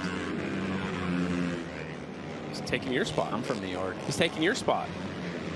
You're retired. He's kind of brah. Yeah, trying to keep it spinning a little bit. So you'll see earlier on, you saw those guys like Tom Drain and the top runners in this class are not letting off the throttle at all. They're just doing a little downshift, keeping it still wide open, 100% throttle.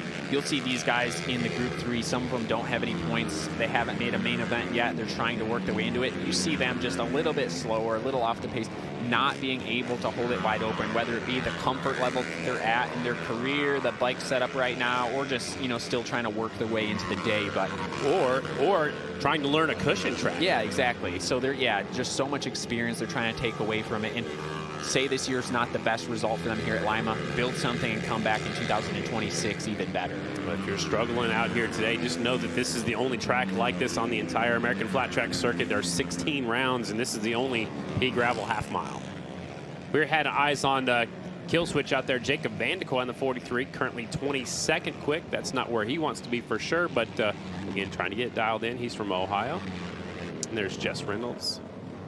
Reached up, pulls a tear off. She doesn't look like she was happy with that. Jess back there in the 24th position on her new number 72 bike.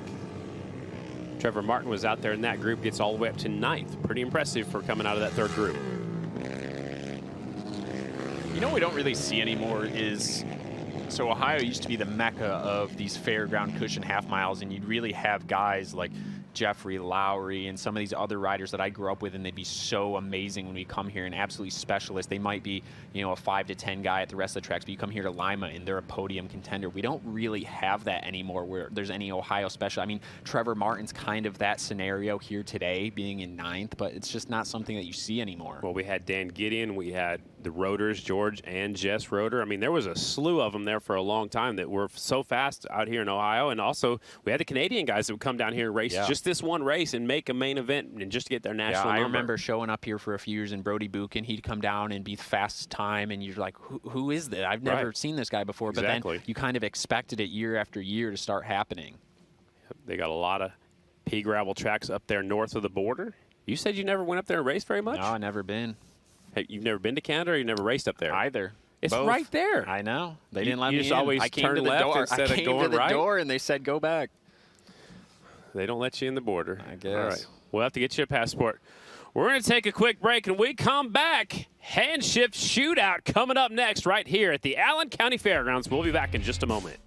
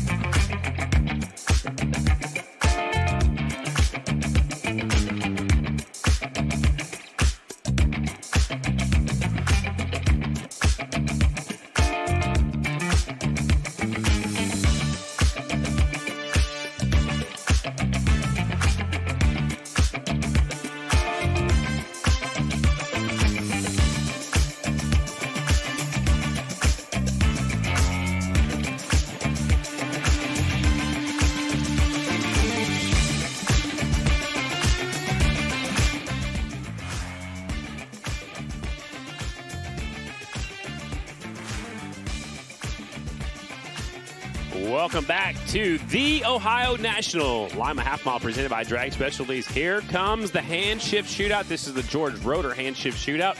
It is a 4-race series. This is round number 1. And we just got reports from the pit area. The Wizard, Jeffrey Carver Jr. has climbed on board one of the motorcycles. He'll be running the number 23. I got to see more of the back of the 23 the other night than I wanted to. But no practice needed for Jeffrey Carver. He did get to ride this motorcycle on Thursday, so it is not totally new to him. So they got to start slowing down over here between 3 and 4. The starting lineup looks like this. Daryl Jack Kubowski will be on the pole. He's number 2. Tim Reardon on the 21, Indian from Pinkerton, Ohio. You got Brian Golden on the 48, John Miley on the 50 bike. Row 2, 51, Adam Holmes, 74, Matt Young. The 80 bike is Brandon Snyder, and the 500, Seth Bindle. Looks like Levi Bindle's on the 3s, not on my sheet, and the 23 is Jeffrey Carver Jr. So there's a couple more riders that aren't on my sheet, but here they come. And there's the Wizard, Jeffrey Carver. This isn't on his front number plate. Everybody knows who he is. See how he does out there with no brakes and no suspension. Those Bindle brothers are fast. They are super fast, man. It is really neat to watch them ride these things, just in imagining having a full feel of these back in the day racing. Yep. They said they show up in a van, and Levi's on a bike that was raced in the Daytona 200 back in 1940. Same engine cases and everything. That's just nuts. We got them lined up. Here we go. The first race of the day. It is your George Roeder hand shift shootout. Harleys and Indians, I believe, is all we have on the racetrack. Light is green. Remember, foot, clutch, hand shift. It takes them a second to get them up into going home gear. They're going through the gearbox right now. The 48 grabbing the whole shot off into the first corner. It's Brian Golden. Immediately Carver to the top of the racetrack. Took him a while to get the thing going there. Not used to this at all, just hopping on it the other day, but up to the top of the racetrack and already passed about half of the field.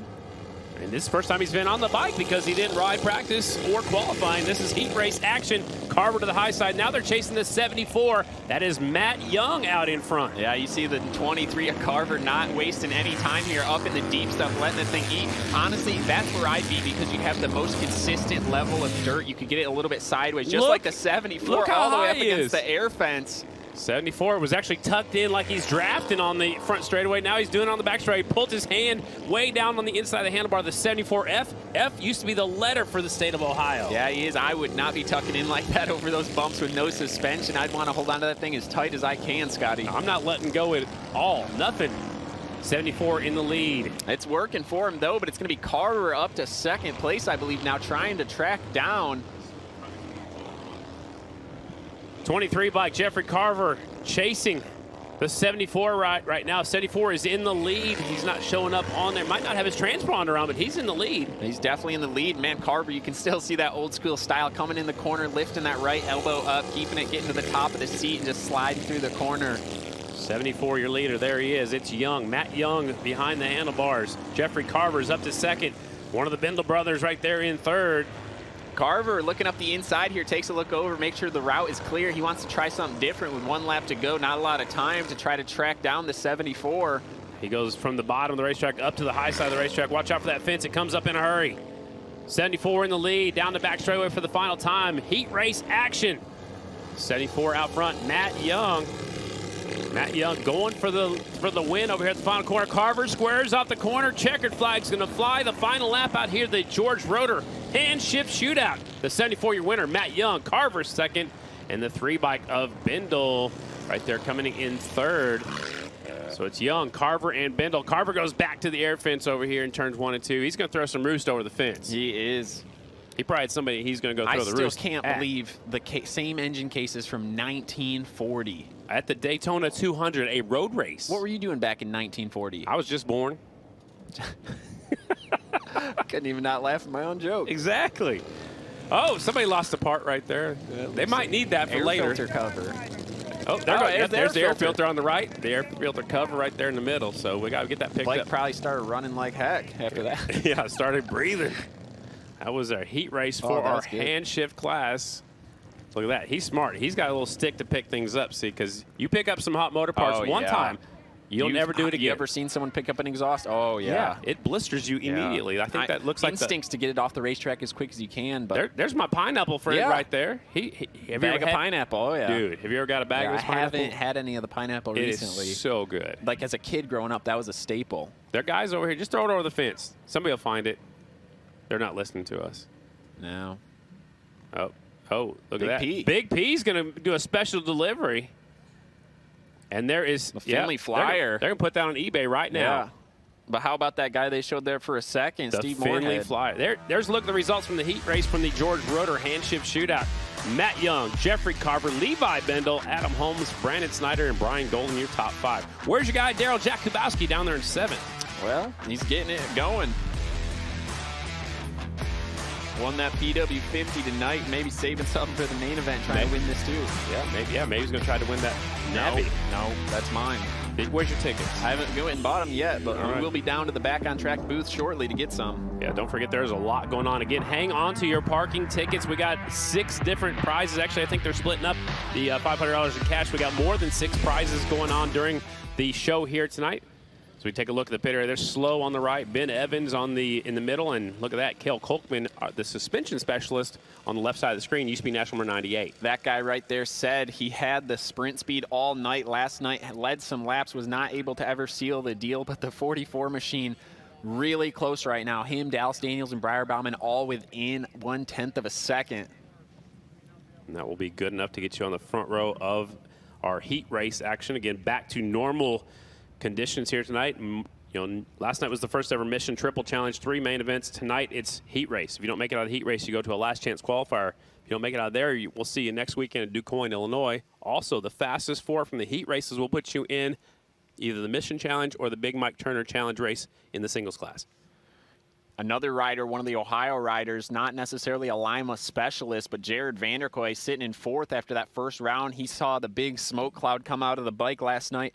Fortunately, didn't wreck anything in the engine, just a little malfunction there, but we saw that big smoke cloud going on, just put a little more oil in it, fixed a little part, and we're back at it here today. But how about the guy in 5th right now, the 62 of Dan Bromley with 3/4 yesterday. A very quiet 3/4. Quietly, but yeah, he's right he was there. He was coming, so he's one to keep their eyes on. Also got another report from the hill climb over there. They're wondering if Canada is what's on the other side of that hill that we were watching. That's very, very possible.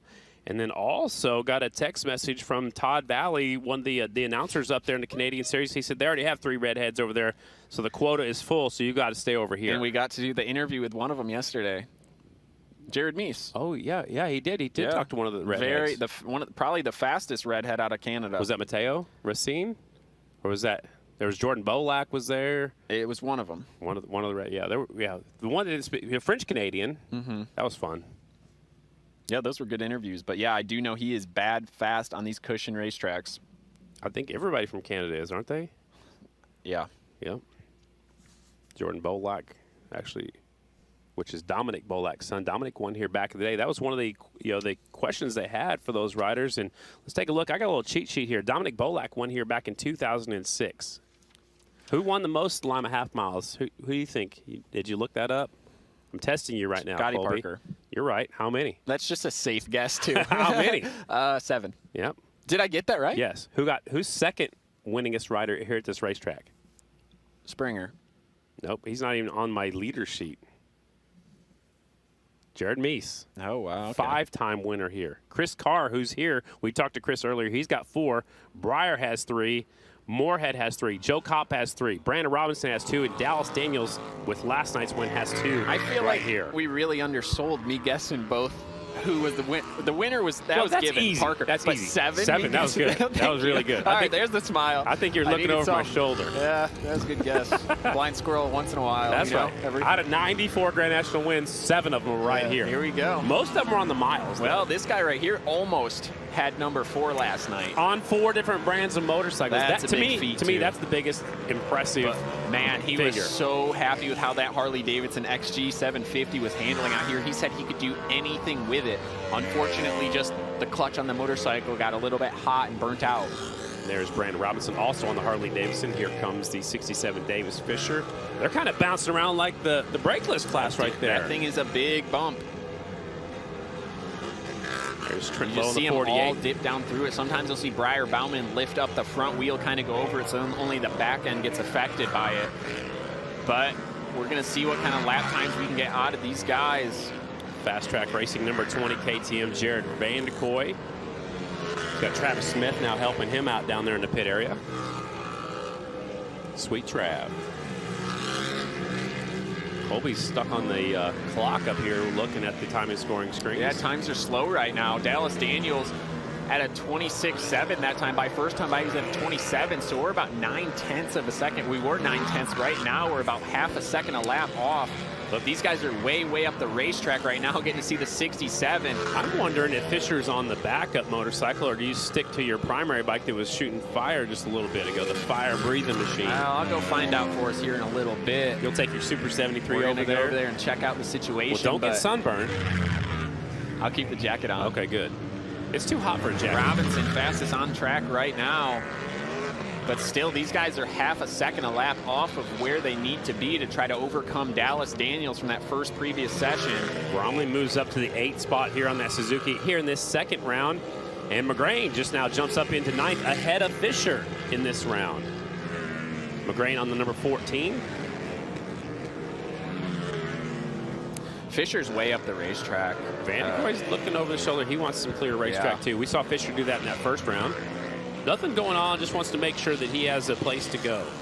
Yeah, that's a bummer for Fisher right now because this session is going to be slower than what the previous session was. So even if he's feeling amazing right now, that's not going to pay dividends come heat race time, but at least get the bike sorted out. Robinson Quick is here in this second round right now. I'm trying to see what's going on with the racetrack and see why the times are just a little bit off, but nothing visually standing out to me. Me either.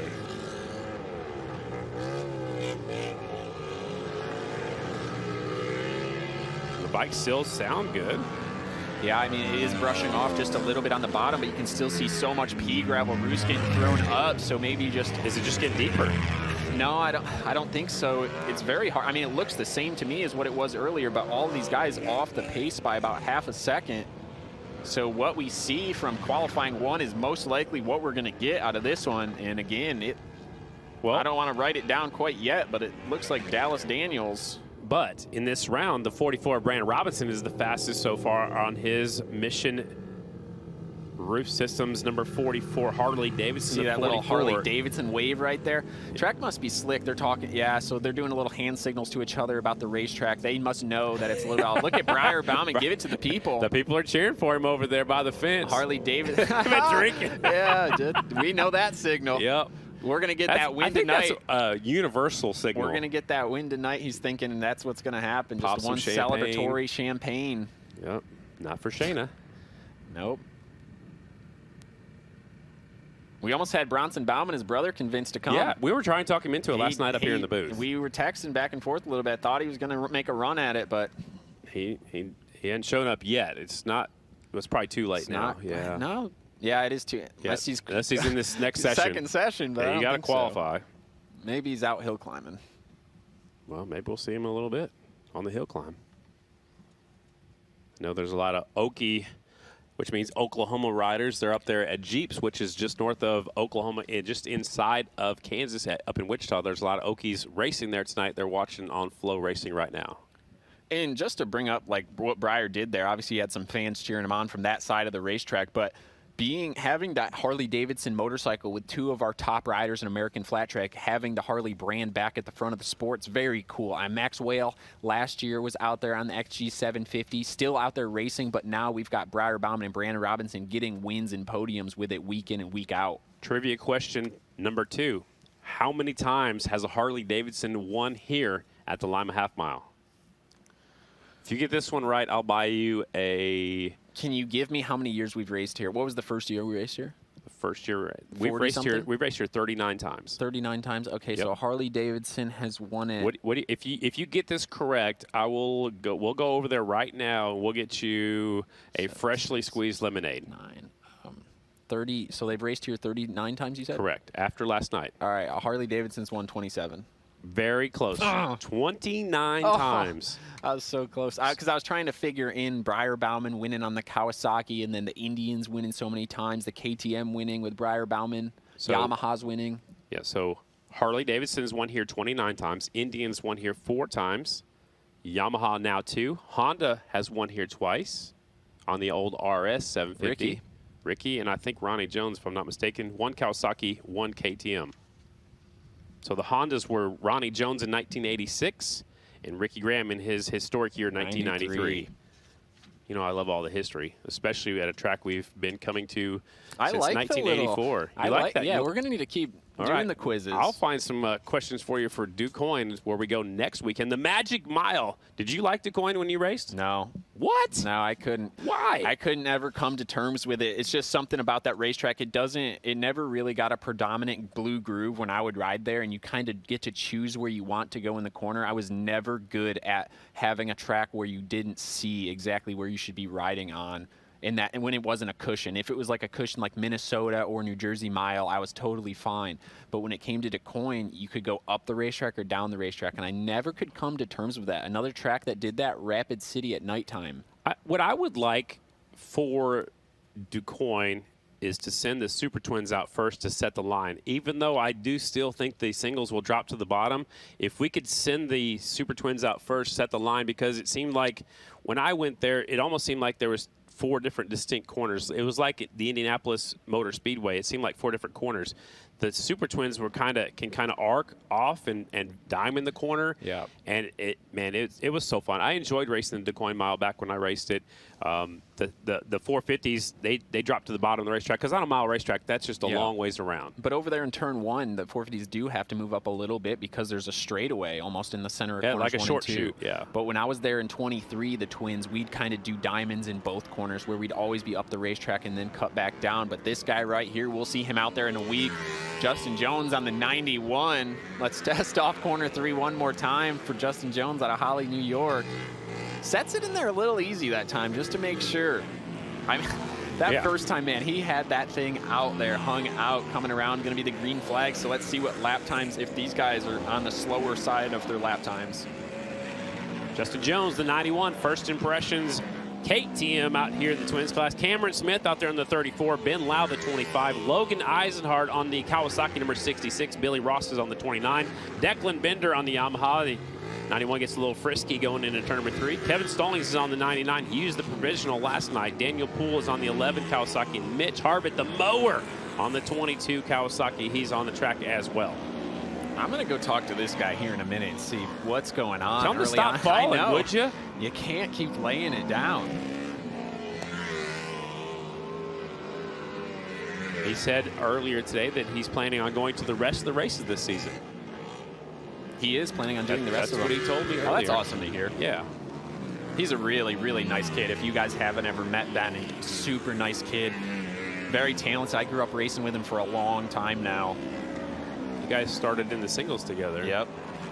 And then here's number 34, raced with this kid as well for a long time, Cam Smith. Is everybody a kid to you? Does that mean you're old or what? I think I just go back to when we were kids. Oh, okay. All right. Back when you were growing up? Because we're all grown men now. Even I mean, I'm cresting 28 in 7 days. I don't know if I'm a grown-up yet. Second round.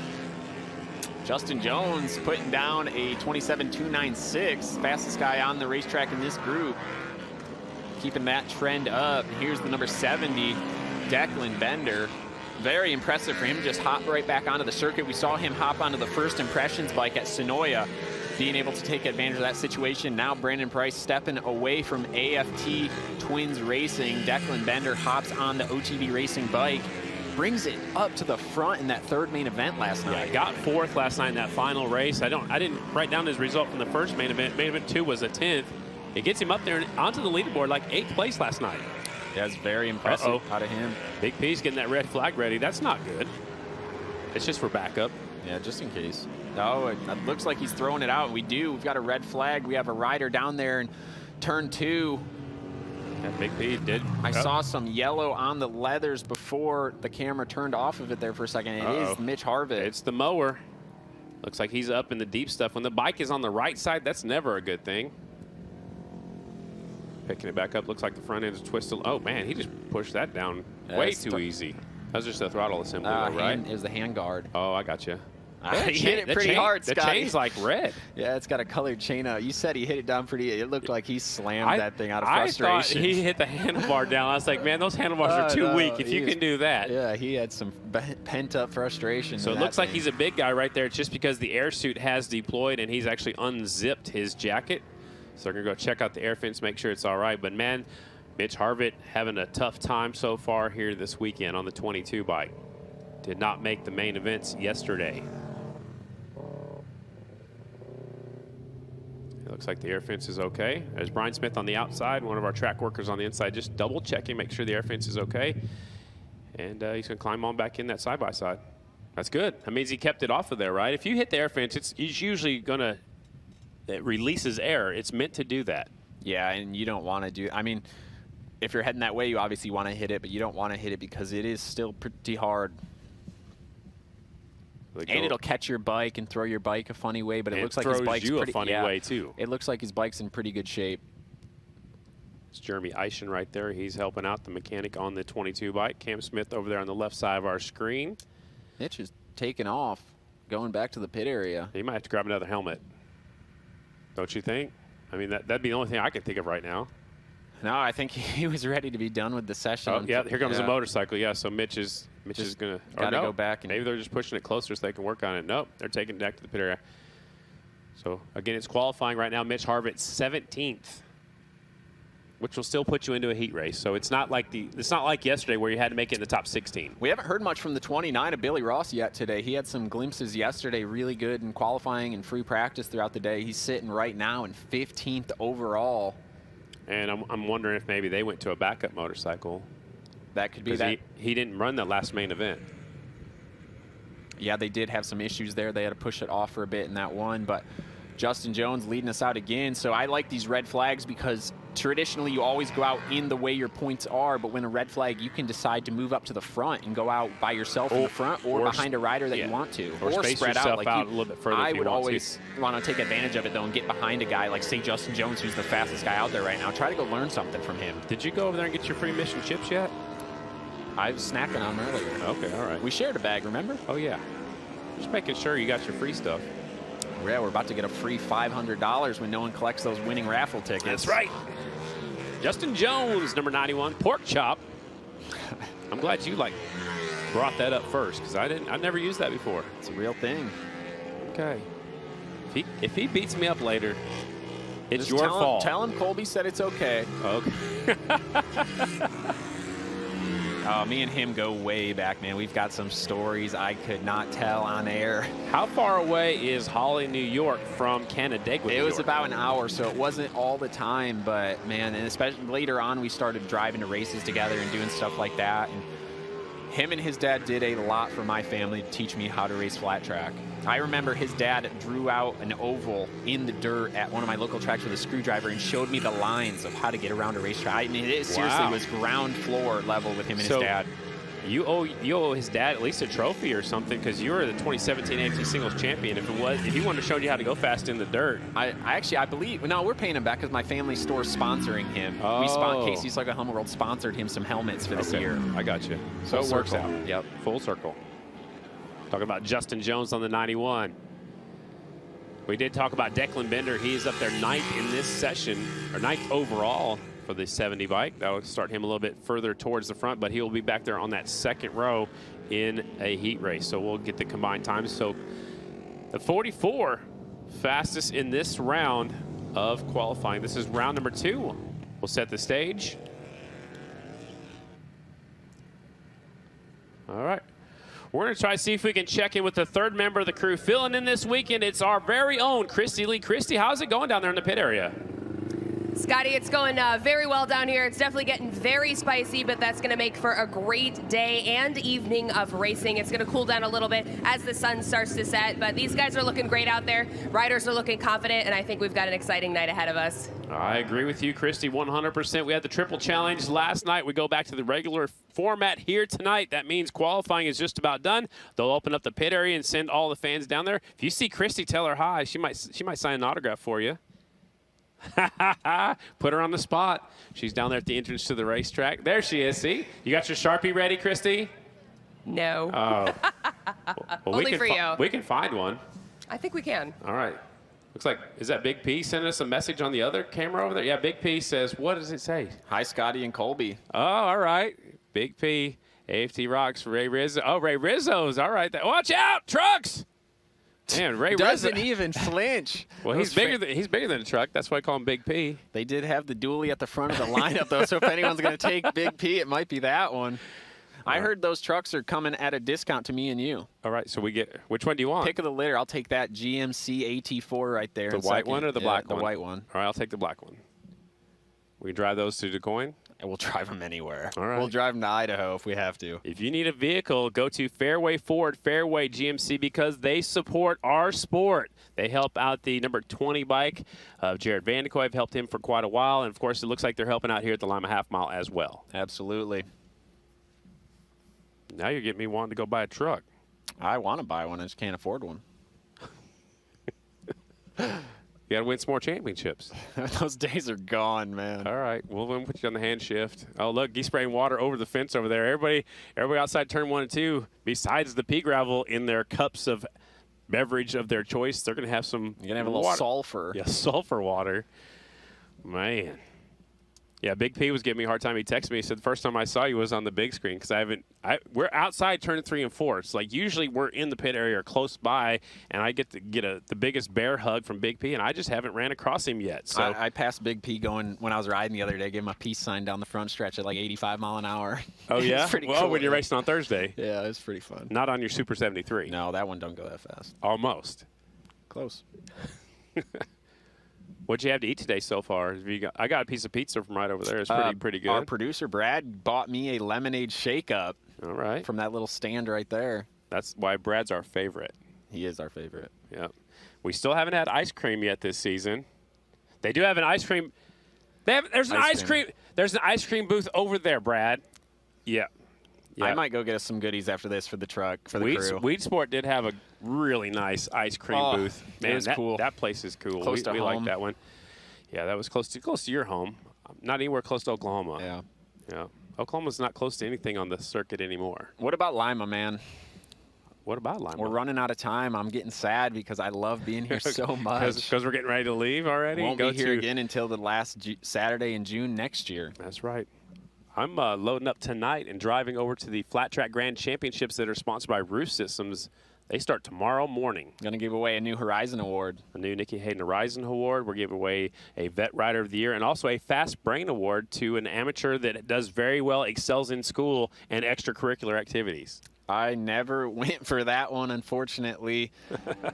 Maybe I should have applied. Yeah. I did that quick math yesterday in the singles class, so maybe I would have been good at it. As far as we know, is all correct. Stamp it. Oh! Here we are, Drain. though, for qualifying 2. Let's see if any of these guys, we haven't seen it in the twins class, besting the times. Let's see if Tom Drain is able to go faster, or if at least, if nobody can best his time from qualifying 1, can they at least get some confidence and beat Tom Drain's time here in qualifying 2? Drain was up out of the saddle going into 3 on that very first lap. Didn't seem to slow him down. It looks like he likes looking back when he's cresting into turn 4 every lap. Yeah, he did do right that a lot about yesterday. there. Yeah, I don't... Oh, you know what he's doing? He's looking over just to see if anyone's got a different line than him, and they're going to come up and pass him. That's pretty heads up. Makes sense. Yeah, like, because since he's leading, he doesn't have any visual cues, where Sadoff and Bruner have visual cues. Hey, Tom's line's here, and he's pulling 2 bike lengths on me. Well, the only way Drain can do that is looking back, just a quick look over the shoulder. A lot of the times growing up, coaches will tell you never look back. I think at this point in your career, you can do it if you want to. If you feel comfortable doing it, do it. And you have to make sure you're not a mental case, though. Well, and when you look back, you know, it tends to make you turn to the left or whatever. Which, Drain up out of the saddle right there. But, yeah. The bike goes where you look. And as long as you don't let off the throttle either. If you can keep that throttle wide open, which these pro riders, these are the best riders in the world at flat track.